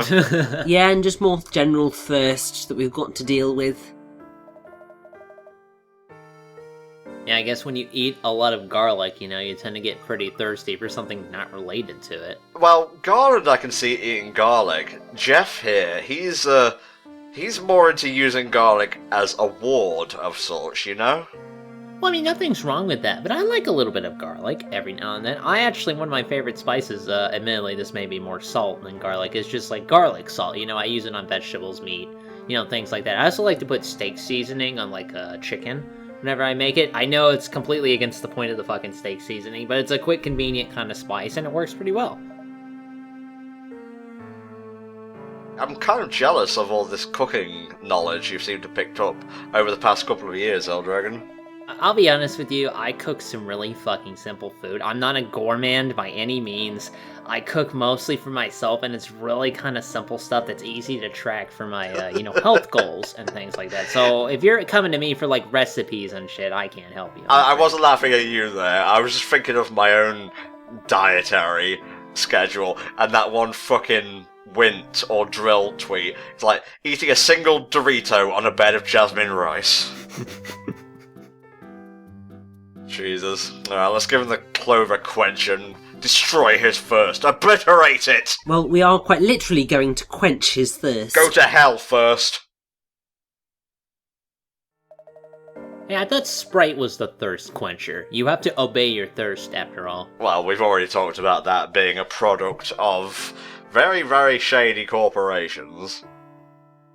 My favorite soda commercial ever is when the guy is, I forgot his name, but he's doing, like, taste tests with 7-Up, and it's like, first, enjoy this refreshing 7-Up, now taste it with the other product, and then the guy drinks it, spits it out. This is dishwashing liquid, thus proving that 7-Up indeed tastes better. Obviously, it's funnier in the commercial, but I laughed my ass off. No, it wasn't your delivery that gave me pause, it was the fact that why couldn't you just find a drink to taste test against 7-Up?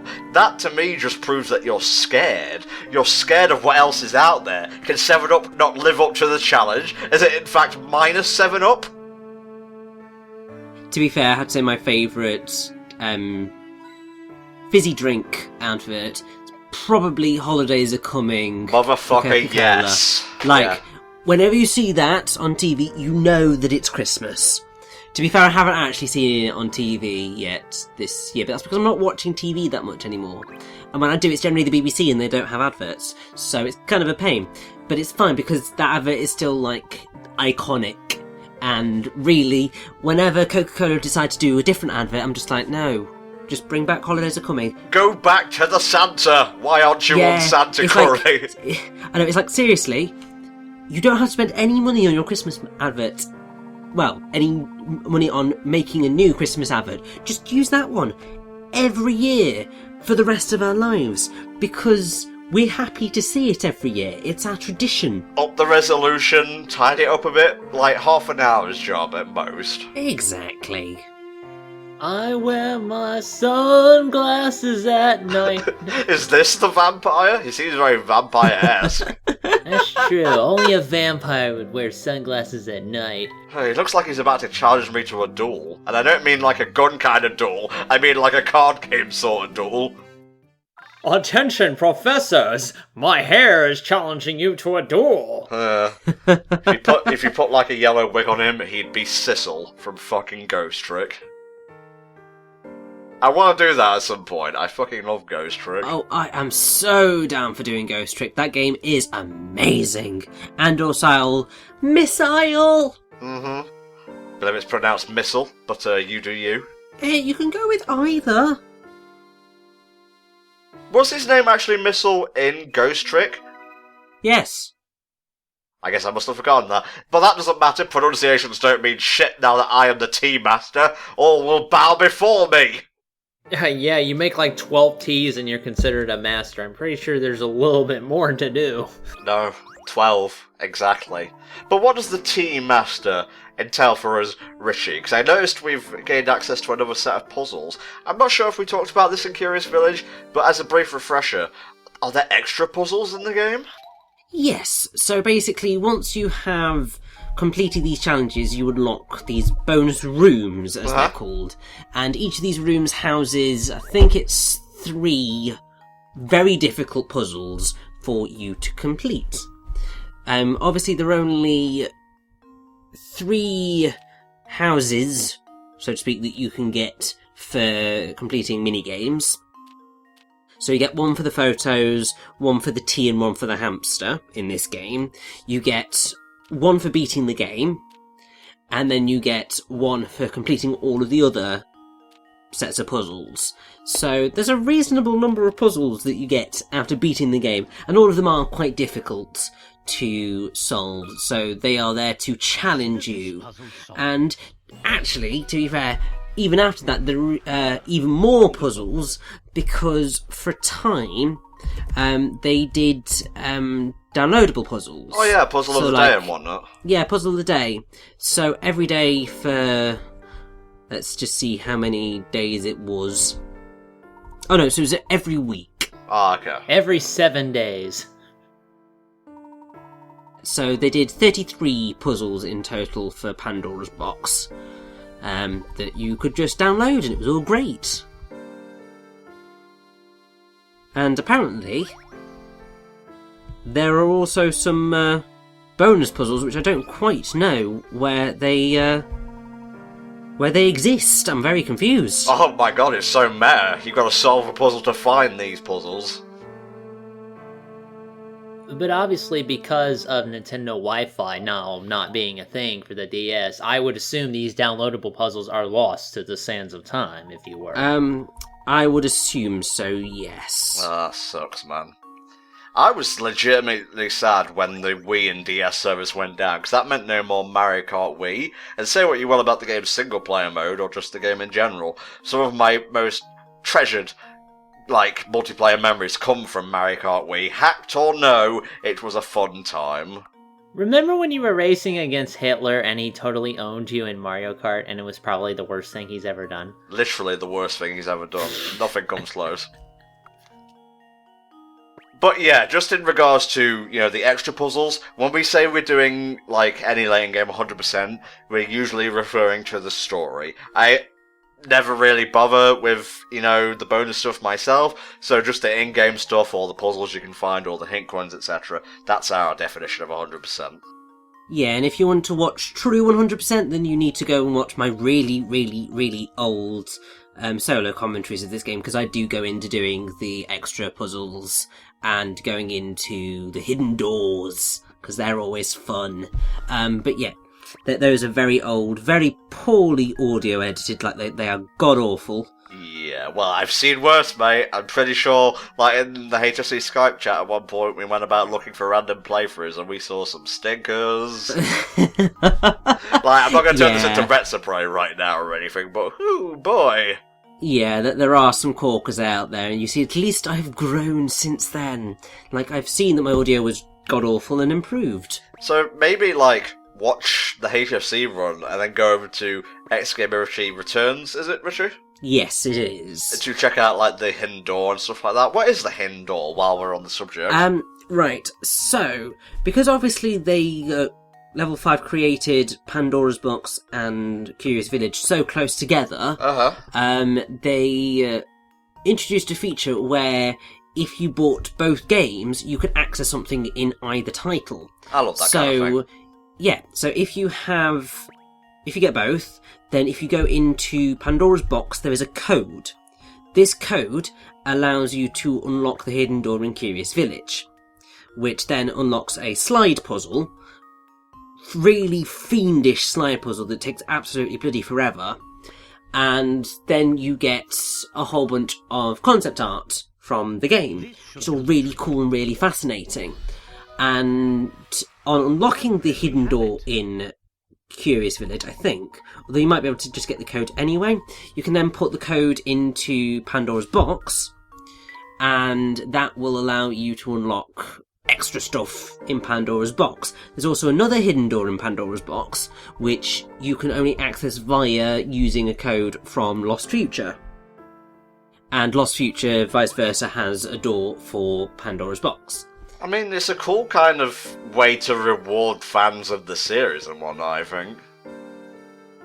When you do these, in which Layton game do you prefer to fight Ganon in once you get all the hidden doors crossover? I knew a fucking Oracle's reference was coming. I couldn't stop it. But yeah, it's really nifty, and they followed it throughout the entire franchise. The only specification that they had was that you, at least when it comes to the 3DS stuff, and I think it did follow through on the DS stuff as well, it had to be on the same console. Oh, okay. Whenever you were in a different console, I think the code changed. I'm not sure whether that's exactly right, although it might have been more so in the transition from Spectre's Call to Miracle Mask. Because obviously you're jumping between two different types of card, because you're going from DS to 3DS. And so it had to be on the same system to get it to work. Yeah. Can I just say, as much as I love Last Spectre, or whatever it was called, I forget its multi-language names, to be honest. Spectre's Flute, Last Spectre, Spectre's Call. I like Last Spectre. I think it's thematically more appropriate, but anyway. As much as I love the classic Layton art style, part of me really wishes that was the game that kicked off 3D, because to have like the middle game of a trilogy suddenly go completely new, that was not the place to start things. I wish Level 5 gave themselves a kick up the arse and delayed Spectre's Call a bit so they could implement 3D. Yeah, and I think in the long run that would have perhaps improved Miracle Mask somewhat, because they would have managed to develop things a little bit further, so they wouldn't have been relying on quite naff puzzles. You know, as it is, you could probably take the Layton games as a quadrilogy if you want to, you know, lump Last Spectre in with Curious Village, Diabolical Box, and Lost Future. Yeah, but then you need Miracle Mask and Azran Legacy to close the loop, because they are 6 games that they run together. The prequel trilogy leads directly into the sequel trilogy, and it just made my day, the end of Azran Legacy. I know, but I still prefer the original trilogy compared to the prequels, totally. Although I absolutely adore Last Spectre, and I'm a big fan of Azran Legacy, and I'm glad that we're getting more Layton games with Lady Layton. That will be the future trilogy, hopefully. Yes. Well, no, it is the future trilogy. So it's like when Ratchet and Clank jumped to PS3, because I'm a huge fan of Tools of Destruction, you know? I still haven't played any of those. Why not? Tools of Destruction is actually really good, and Kraken Time is pretty decent. Is there any kind of collection of those games for the PS4? him? I don't think so at this time, because Not as far as I'm aware. Because I've been meaning to play, what was it, Into the Nexus and A Quest for Booty. I still have to play those, because that kind of fills the middle, between, Tools of Destruction and Crack in Time, and I haven't gotten around to it yet. Yeah, I mean, I've only ever played the reboot, which was fun, but the plot was dire. Man, you think that's bad? You should see the movie. Oh, yes. I've heard mixed I feel at things some about point the I movie. need to see the film, just to see quite how, it ended up being. It's one way to describe it, I suppose. Oh, Jesus, I'm not even going to attempt this shit. So, yeah, this is a code breaker puzzle. You've got to figure out the dials to get the thing on the blue. So, it's essentially a case of, yeah, just figuring out what number your dials would be on to get specific things. That's the number I was thinking of, I think. Consider this puzzle solved. Layton is pleased. You have solved my puzzle. Leaves no puzzle unsolved. Just don't try and solve his maze, it's not gonna go well. I think I've made that joke already. Oh yeah, well, a good joke is worth repeating, I suppose, especially at this point in the playthrough. Well, except that they're my jokes, in which case I'll repeat them anyway to fill time. Yeah, you can't stop him. He cannot be stopped. I am like a behemoth in that regard. Oh, Luke, your growing narcissism and arrogance will one day land you in hot water, my boy. Maybe in the third game, we'll see. We turn into a little Zelda dungeon, I kinda like it. It's, suddenly feeling very endgamey in here. Yes, and also I have to say this reminds me remarkably of that one location in Curious Village. I think it was beneath that shed that then got completely wrecked. Well, that was completely wrecked by the Ferris wheel of death. Yeah. It's one of those things where quite a few areas in Pandora's box do end up looking remarkably similar to places that we visited in Curious Village. I'll point one out in particular. A or B, Helldragon? B sounds like my speed. And you're actually correct in that. Yes, because I've executed a very complicated strategy for deducing this instantly. Was it eeny, meeny, miny, mo by any chance? Wonderful. Was more like 1 Mississippi, 2 Mississippi, 3 Mississippi, 4. Whatever gets you through life, I guess. Yeah, that would explain some of my fucking life choices, oi. So I have to say, that is quite an easy puzzle to solve, because all you need to do is working backwards. I mean, you can work forwards, but it's easy to work backwards if you want the answer quicker. Is you've got to go, which way does the cog at the bottom need to go? And then you just go, well, which way does the thing above it need to go to make that one go? And you just follow it up like that. And then eventually you lead to, well, you need to go to the right. See, remember, Curious Village, Helldragon, how there was a thing on the wall? It's been a while. It's been a number of years, yeah. Yeah, so I don't necessarily remember it right away. I just wanted to say, this whole underground thing, it reminds me of A, like one of those classic dungeon crawlers on like the PC, or B, probably where you would run into if a killer was chasing you in underground tunnels, because it really does feel like that kind of setup. Yeah, pretty much. Well, thankfully we've got no one on our tail. For now.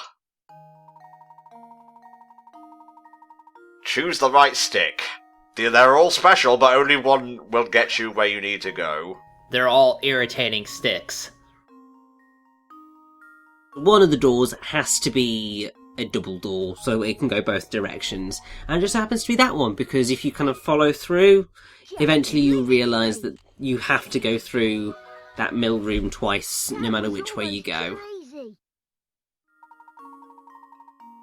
I've got to say, now that we have a little bit of purpose, like explore the mines, we're going deeper and deeper, my interest in the story is picking up again, because I love Pandora/Diabolical Box with all my heart, but I will admit, and I'll say this again at the end of the next part, in the finale, that it has a ton of pacing issues, in which Curious Village soundly slaps it on its arse. Well, you were the one who decided, I'm gonna go through, I'm gonna give everyone tea. I wonder why the first fucking hour of this video went. Well, you know, it was tea. I like 100%ing it anyway. Look at Layton and Luke there. They're so happy. I'm happy. Here we go. My father fell ill from that sickness and has passed away. I also heard that many of the people who left Falsense have formed a village a safe distance from town. I imagine she lives there now, too. I've decided to send her a letter. As Duke, I can't leave town, but I've entrusted my message to a man who is passing through town. Now, all I can do is wait for her reply. End of chapter. Can I dramatic read something sometime you wrote? Moving on. I didn't actually catch that. Can you say it again, please? No, I'm sorry. I'm just fixing to say, I mean, you're doing all the dramatic readings. I'm like, can I dramatic read something you wrote? Because, I mean, I have, I don't know, maybe your tweets or something like that. Time for setup to comms and whatnot. Yeah, that sounds like a dramatic Tom voice. Well, considering you fumbled even that, no, that's why you're not doing dramatic readings. Yeah, well, that's a good thing you entrusted me to do commentary, then. Well, you can speak fine, it's the reading that's the problem.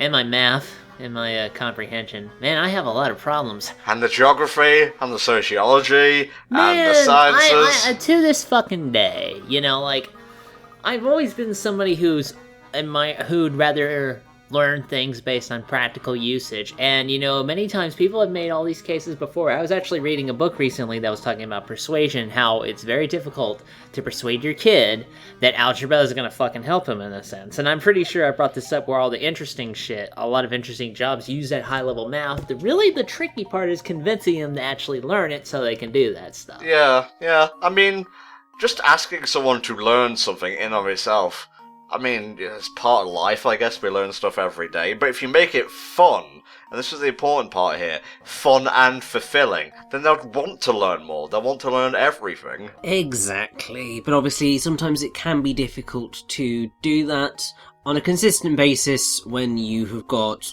loads of targets to meet and all that jazz. I do think teachers often get quite a raw deal when it comes to trying to teach things, because, like, think about how many lesson plans they have to write just to try and get a bloody thing going. That reminds me, do you guys, I guess you probably do, like, it would make sense. Like, do you guys have, like a standardized testing kind of thing in your schools? Because I know when I was growing up, we always had to take, the Florida version of these called the, FCAT. You know, and they made this big hoopla out of it, and I was just wondering if you guys had anything similar to that. Yes, so basically, the first thing that you do is SATs. And so you used to do that at year 2, year 6, and year 9, from what I recall. Year 2 is way too fucking young. It was in my way too opinion, young. But then I think they got rid of year 2, and I think they got rid of year 9, so it just ended up being year 6 that you do SATs now. It Well, I makes could be wrong sense on because that. it's a transition between primary and secondary school. That's where you want to be tested. Yes, so that's the first one. That sounds hilarious, though. Like, it's like, you know, like, you go through school for 6 years and then suddenly the stats come in nowhere. You've been paying fucking attention, right? Yeah, then you've got GCSEs, which you do when you're kind of 16. And then it depends where you go from there. I think nowadays, anyway, you have to stay on for A-levels, or you have to go into, like, an apprenticeship or something. So you go into A-levels, which used to be made up of AS and A2, but I think are now just A2. And then you have university degrees. So that's pretty much your educational path through the UK in terms of testing and standardised testing. Although there are the odd extra things, because you have some sort of baccalaureate. I think it's like the international baccalaureate. It changes depending on whether you're in England, Scotland, or Ireland, so on and so forth. That's all slightly different.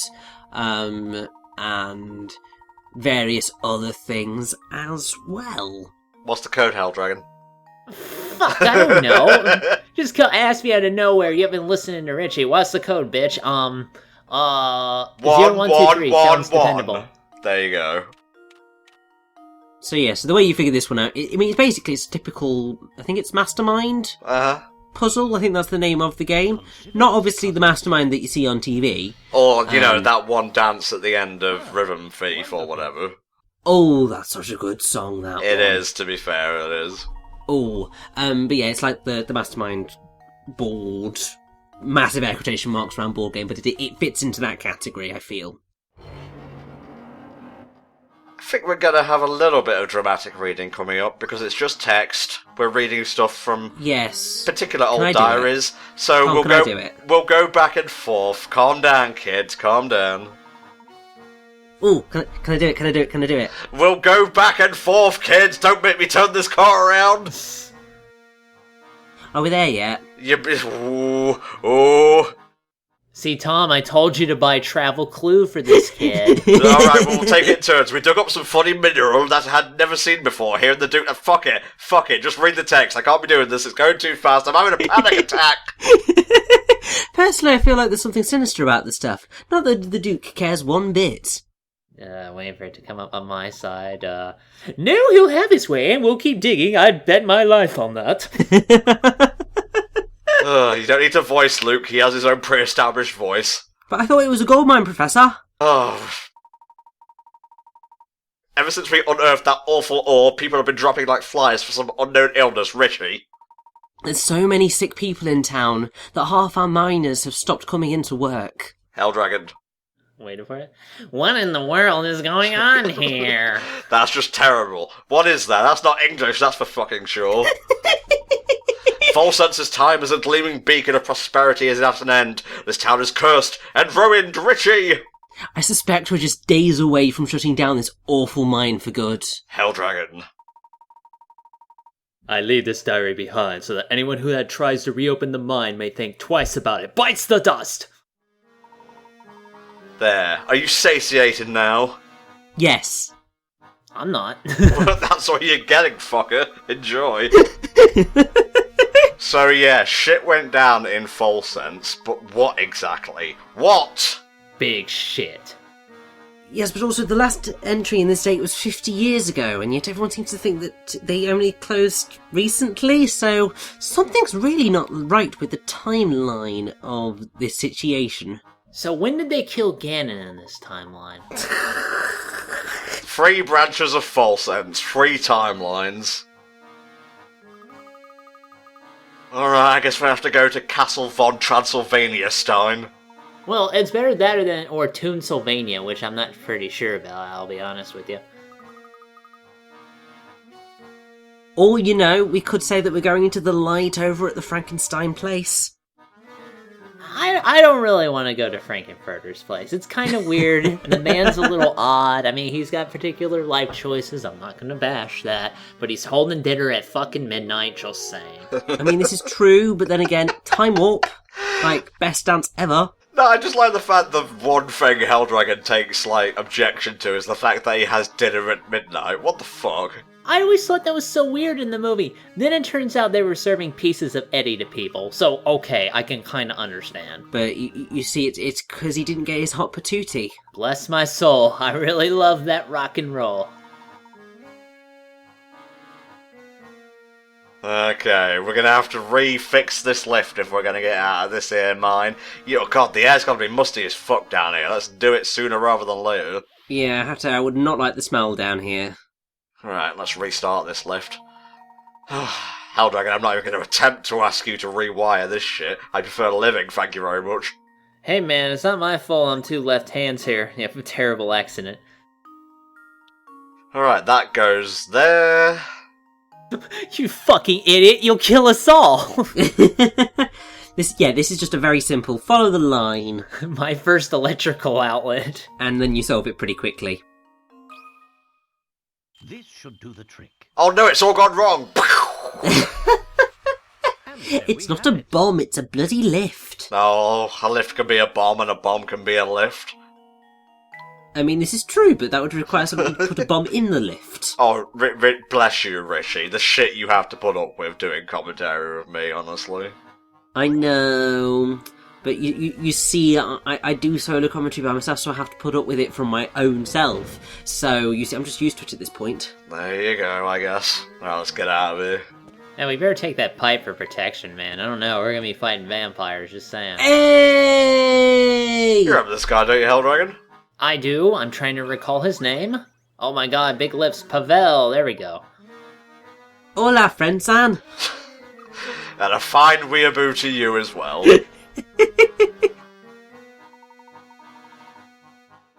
So yeah, this is the dude who just popped up at random in the Curious Village itself, Saint Mystere, and he seems to have a strange ability to wind up in places he either shouldn't be or couldn't possibly be. I don't know how he does it, but he's an explorer, that's the joke. I'm sorry, sir, you're not in Egypt. There are no card games here. Well, you see, it's because he's rather geographically challenged. I'm not sure I buy that. I think he's a spy, personally. Well, you know, he might very well be, but I think he might need to work on his linguistics, because he dots around between languages like there is no tomorrow. Well, better to know multiple languages than only one, I guess. But even so, if you've only got the one, use it well. Don't be uncouth, as it were. Well, too late for me. Same, brother, same. It was the crescent moon all along. I do like Lucky Charms. Consider this puzzle It was the croissant moon all along. I could really go for a croissant right about now. Now I am getting a little hungry myself. So, I mean, yeah, so basically this is a simple maths puzzle, really. You just gotta, assign the ornaments to sort of numbers, and then you sort of work it out from there like you would any sort of equation. So what's the difference between numbers and sort of numbers, then? Well, because you don't really need to use numbers, you just need to go, well, those three equals that. Okay. So you're treating it like algebra, basically. Alright, penultimate part of the old diary. I don't know how many days have passed waiting to hear back from her. It's been so long, in fact, that I can barely remember even sending that letter. Maybe she really doesn't love me. Maybe she's living in some other town, happily married to another man. Man, I did not go into this playthrough expecting some NTR, dude. I really don't like reading that kind of manga. I'll just say that's kind of fucked up. Duke Coxon. What? Yeah, let's just forget I said that and move on. Flame is a bad influence. It's reverse Layton. Oh, hold on to, well, your flat cap, your top hat, and your sort of top hat, because shit is about to get real. I don't have a hat. Do I have to hold on my ass? Hold on to whatever part of your body you like, mate, but make sure you don't fall off your chair. You don't want to know what part of my body I'm holding on to, then. Oh, Hell Dragon. Here we go, boys. Oh, the music stops. You know shit gets real when the music stops. And then even creepier music comes in. Ah yes, the photos we saw when we came in the station. Huh, okay, so Joseph took those photos. Home to purple.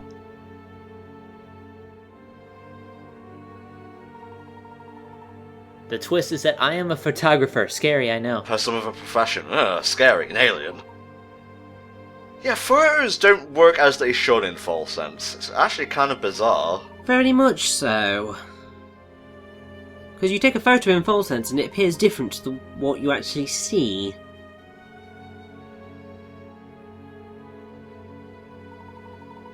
Oh, is that all? Pfft, just a little curse. It's fine. Oh, I live with a curse every single day. It's called being me. I have this weird problem. I have to eat 3 times a day or I start to die. I don't know why, but it's my curse and I must bear it. Oh my god, you've been cursed! It's the breakfast, lunch and dinner curse! And sometimes 4th meal. Oh god, 11's. What about second breakfast? Where does brunch fall into that equation now that I think It's about not quite breakfast and not quite lunch, but you get a good meal! And it comes with a slice of cantaloupe at the end. Ah, so Anton is behind all of this, eh? Mm-hmm. That's him on the right there, looking like some kind of fucking Alucard cosplayer. It's probably intentional, to be fair. Yeah, it's playing up the vampire angle, I think.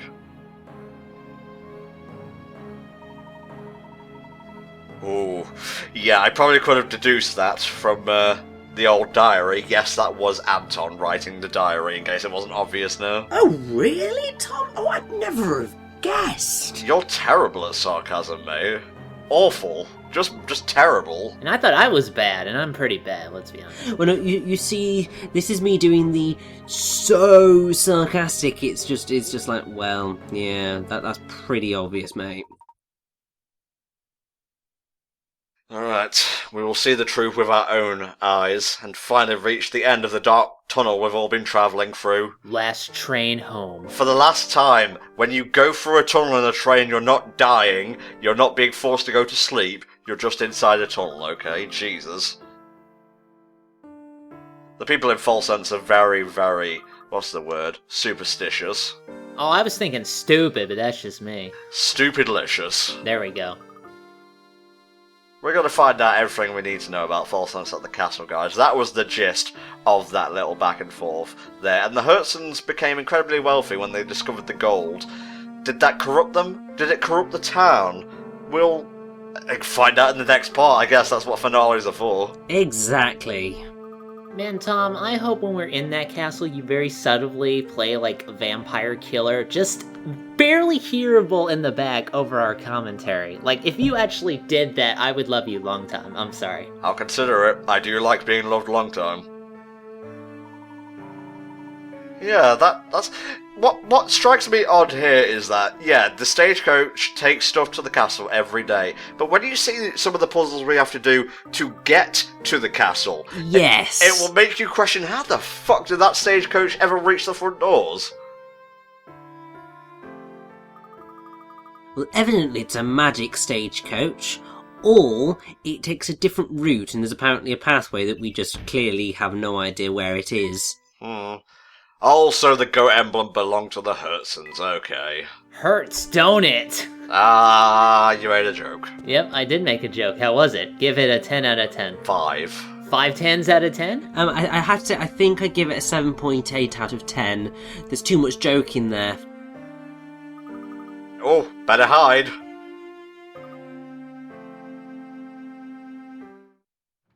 Oh, shaking screen implies movement. And they didn't close the gate because... They're stupid. I told you, these people are stupid and superstitious. Yeah, use Luke to bar the gate doors open. I'm sure he can hold it. I'll make sure no one gets through the gate, Professor. Quite right, Professor. Just leaves his ass behind.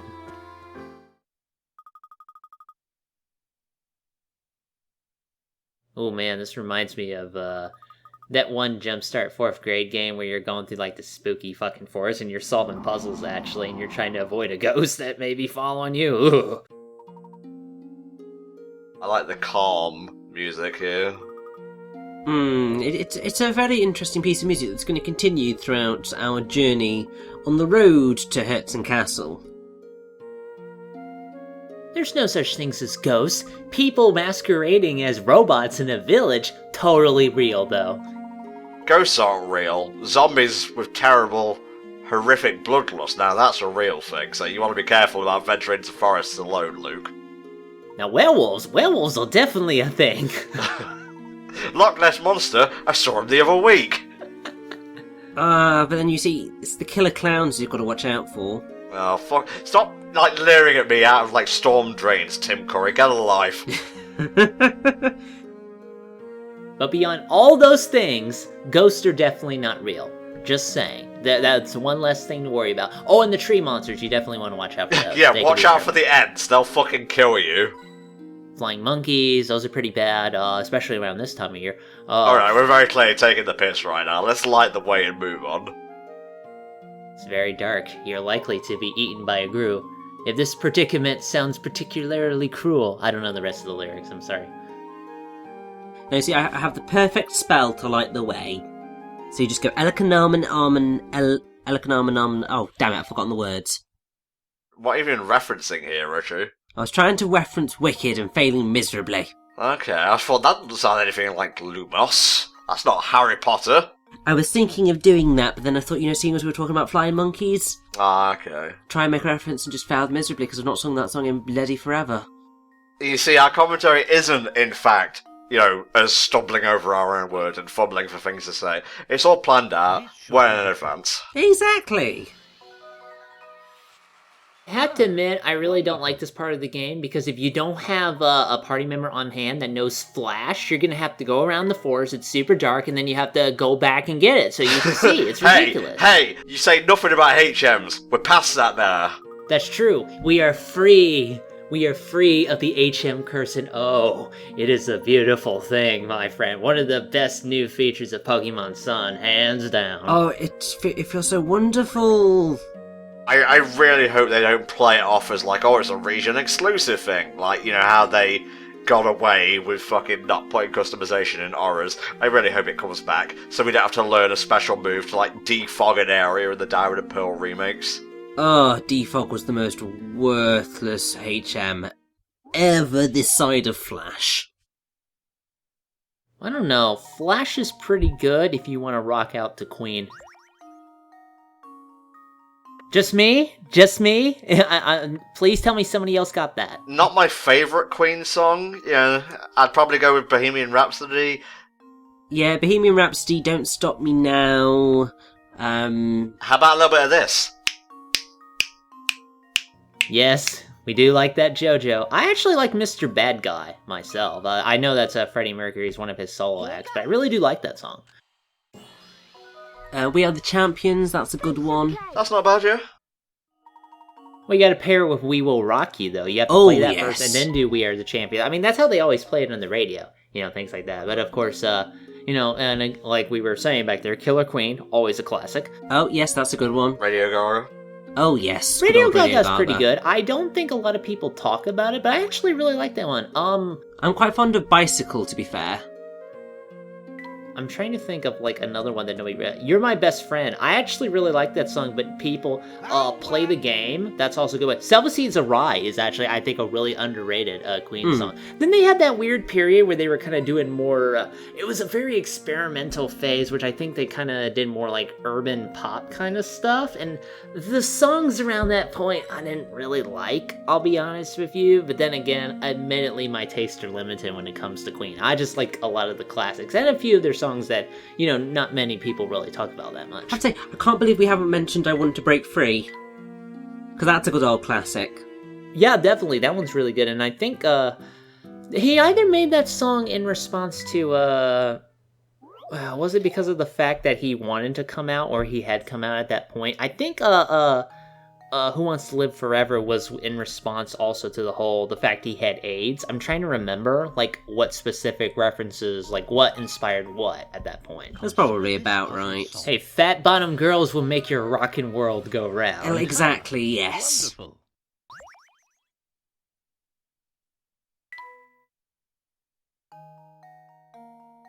You know, if you live in my house, you'll hear a bit of Queen sooner rather than later, because my mum fucking adores Freddie Mercury and whatnot.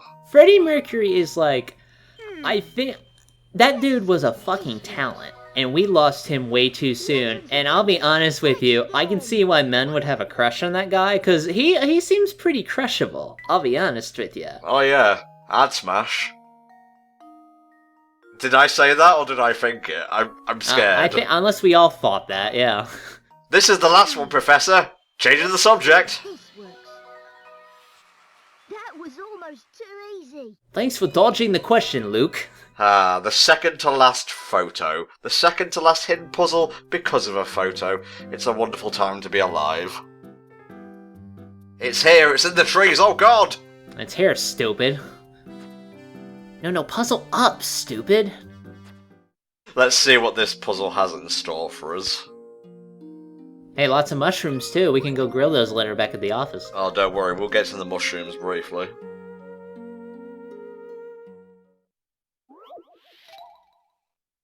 Oh, it's this one. Yeah, I'm not going to be able to explain how this one works, unfortunately. Yeah, so, I mean, basically, what you want to do is you want to arrange the grid so that each row and column contains 3 stars. Uh-huh. So basically, the main thing you get is sort of like a Sudoku, in a way.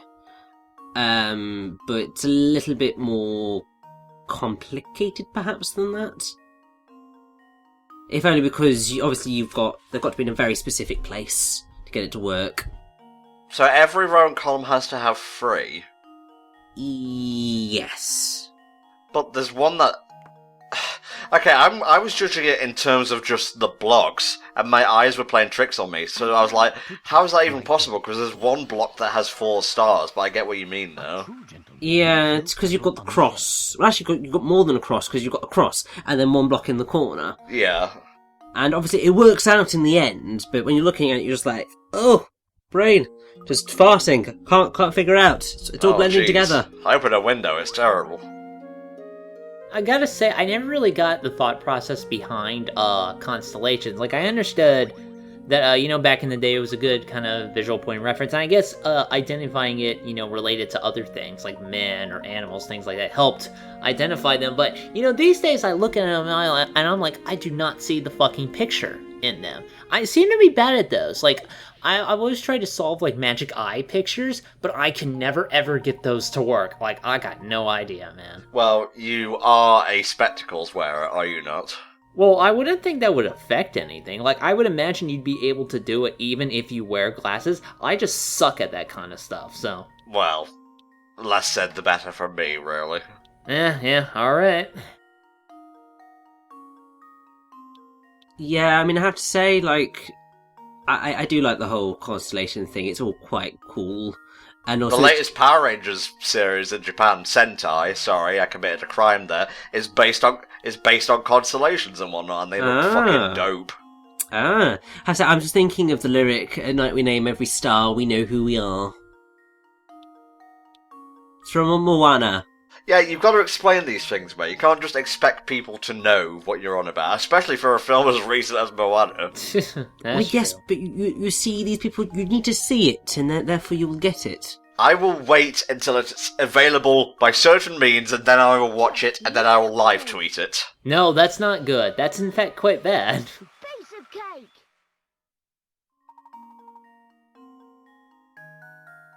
It's good that you will eventually see it and love the wonder that is that film. Oh, you've been shilling it hard enough, mate. I'm afraid to give it a slightly negative review now. Yes, because I'll kill you. Well, that's jumping the gun a little bit. Finally, Richie reveals his true self. He has tipped his hand. I can't wait to see his YouTube comments about the film. This film is a beautiful piece of work, and I will destroy everyone who says otherwise. I have 300 hours of training. You're fucking dead, kid. Oh, I will wipe out your entire bloodline if you say a single bad word about Moana. This is how far I'll go. Oh, that was a good one. Thank you. I haven't watched any of these recent Disney movies, by the way, so a lot of this stuff is admittedly pretty lost on me. However, I do know about, I like Dwayne Johnson, so him being in that movie is pretty cool. I'm actually looking forward to when they do Shazam, because he's going to be Black Adam, and that's kind of awesome, actually. Oh. Did you hear about when he was recording his lines for Moana, he'd asked the voice actors if he was doing a good enough job or not? Yeah, I heard about that, and I have to appreciate him for really kind of caring about that kind of stuff. Like, he seems someone who is really dedicated to the acting craft, which is very commendable, I think, especially even when he's doing, admittedly not great Disney stuff, what was that one where he had to, he found out he had a daughter, the game he had plan. to take care of. Yeah, that fucking thing, whatever, and the Tooth Fairy shit and things like that. But now he has a proper fucking Disney film he's a part of, so, that kind of thing. It's nice to hear about him. Yeah, well, it's because he's a proper actor now. He deals with... He's in a lot of films, and he does a damn good job in pretty much all of them, to be fair. Oh man, how are we gonna make it across this lake in one piece? Oh, I know! Puzzles will light the way!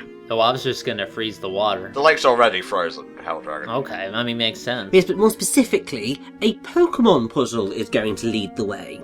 Because it's pretty much a mainstay of the franchise. Well, it's not necessarily a mainstay of the Pokemon franchise, but it has turned up quite a lot. Basically, whenever there's an icy area, you always have the sliding puzzles. And this is a sliding puzzle. So we are going to skate across it using typical Pokemon logic of once you step onto the ice, you will continue moving until you hit something to make you stop.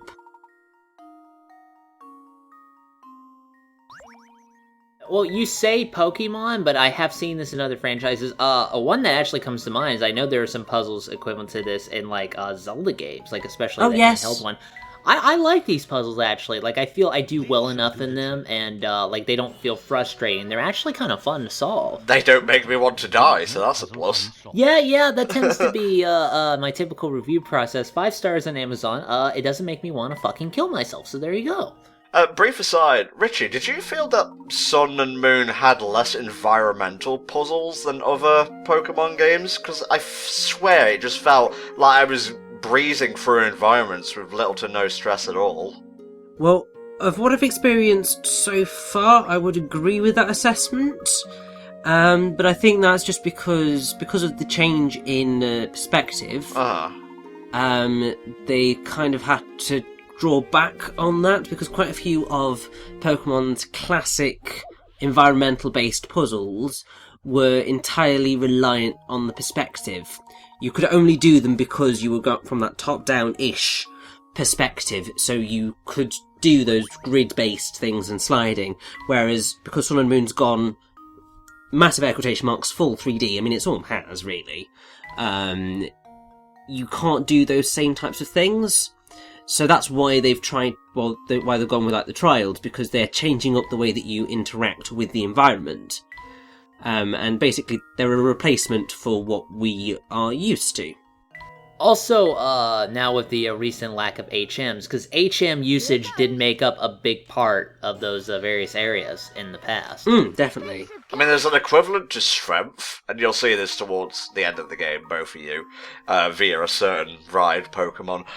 But otherwise, no, not much more environmental puzzles. I mean, I noticed it for sure, but I can't say it's a bad thing, really.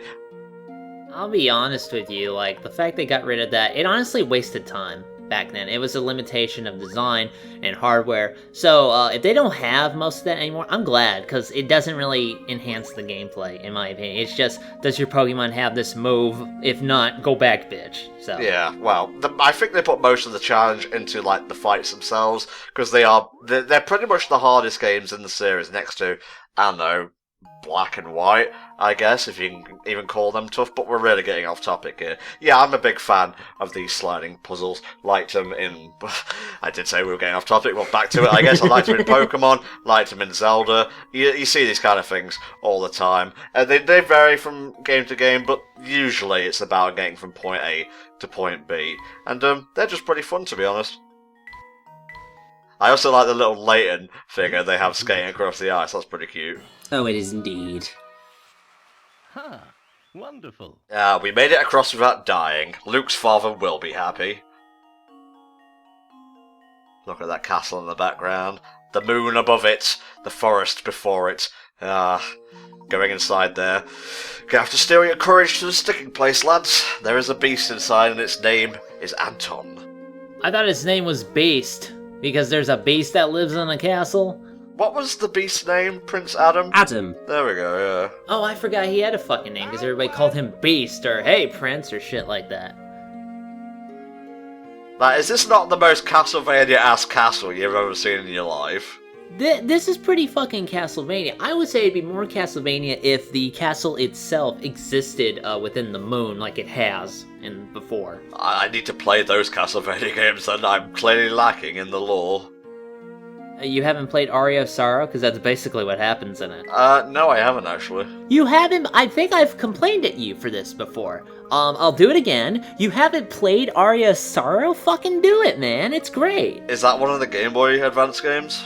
Yeah, it's one of the Game Boy Advance Castlevanias, and it's the best one. Just gonna throw that out there. Oh, I think I've seen the Best Friends Vania playthrough of that. That's two best friends play. They do various Castlevania stuff. They've done like Lament of Innocence, Aria of Sorrow. It's pretty good stuff, honestly. And yeah, I need to check that game out. Okay, this won't solve your fear of heights, but it will distract you until you get across the rickety-ass bridge, and that's basically the same thing. Here's a puzzle for you, Luke. To keep your mind off of the bridge, how many steps do you have to take to not fall off? 4? That's wrong. Well, this is going to be a really awkward phone call to Luke's mum and dad. Yeah, just like, Hey up, me duck. Yeah, your son kinda died. He fell off a bridge. Layton, what's wrong with your voice? Jesus. He drank himself to depression, obviously. And there we go. Perfecto. And now to test my theory. He's not dead! Praise be, he's not dead! We have it. What theory do you need to cross a bridge and not fall through fucking holes? Does this work? Let's see! Like, it's not just about not falling through the holes, you have to step on the right panels and whatnot. Still loving this calm music here. I need to check out the YouTube OST after we're done. Even now we are finding hint coins, but we're coming to the end of this, folks. There's not that many more to collect. You know, if you had the hook shot, you would have been able to get across to this area more easily. I hate you. I hate you with your random ass video game references that really clunkily fit into the setting we're covering. Oh, also underneath the bridge, there's an alcove where you can find a health chest and a phoenix feather. God, I think he's weeping. Wow, I just feel bad now. Oh, I'm not that far gone yet, don't worry. Oh, Jesus! I'm changing my route. I'm never coming here again. Man, Amazon will deliver to the weirdest places, let me tell you. You find some drones, I'm at this bitch. Well, he's gone. Hopefully not off the bridge. That would just be awkward. He needs to step on the right... Oh, he's not gone yet, okay. Just because I'm off screen doesn't mean I'm gone. The vampire is still attacking me. No, I am actually gone. I swear to God, if you cut back again, I'm gonna flip my shit. Oh well, guys, are you ready for a finale? We sure are. Let's do it. It's coming at the speed of light. I kind of started the sign off 10 seconds before I meant to. But that's fine, because if I talk a little bit more, we'll be right as rain. And in fact, we are. We'll see you next time for the finale of Pandora's Box.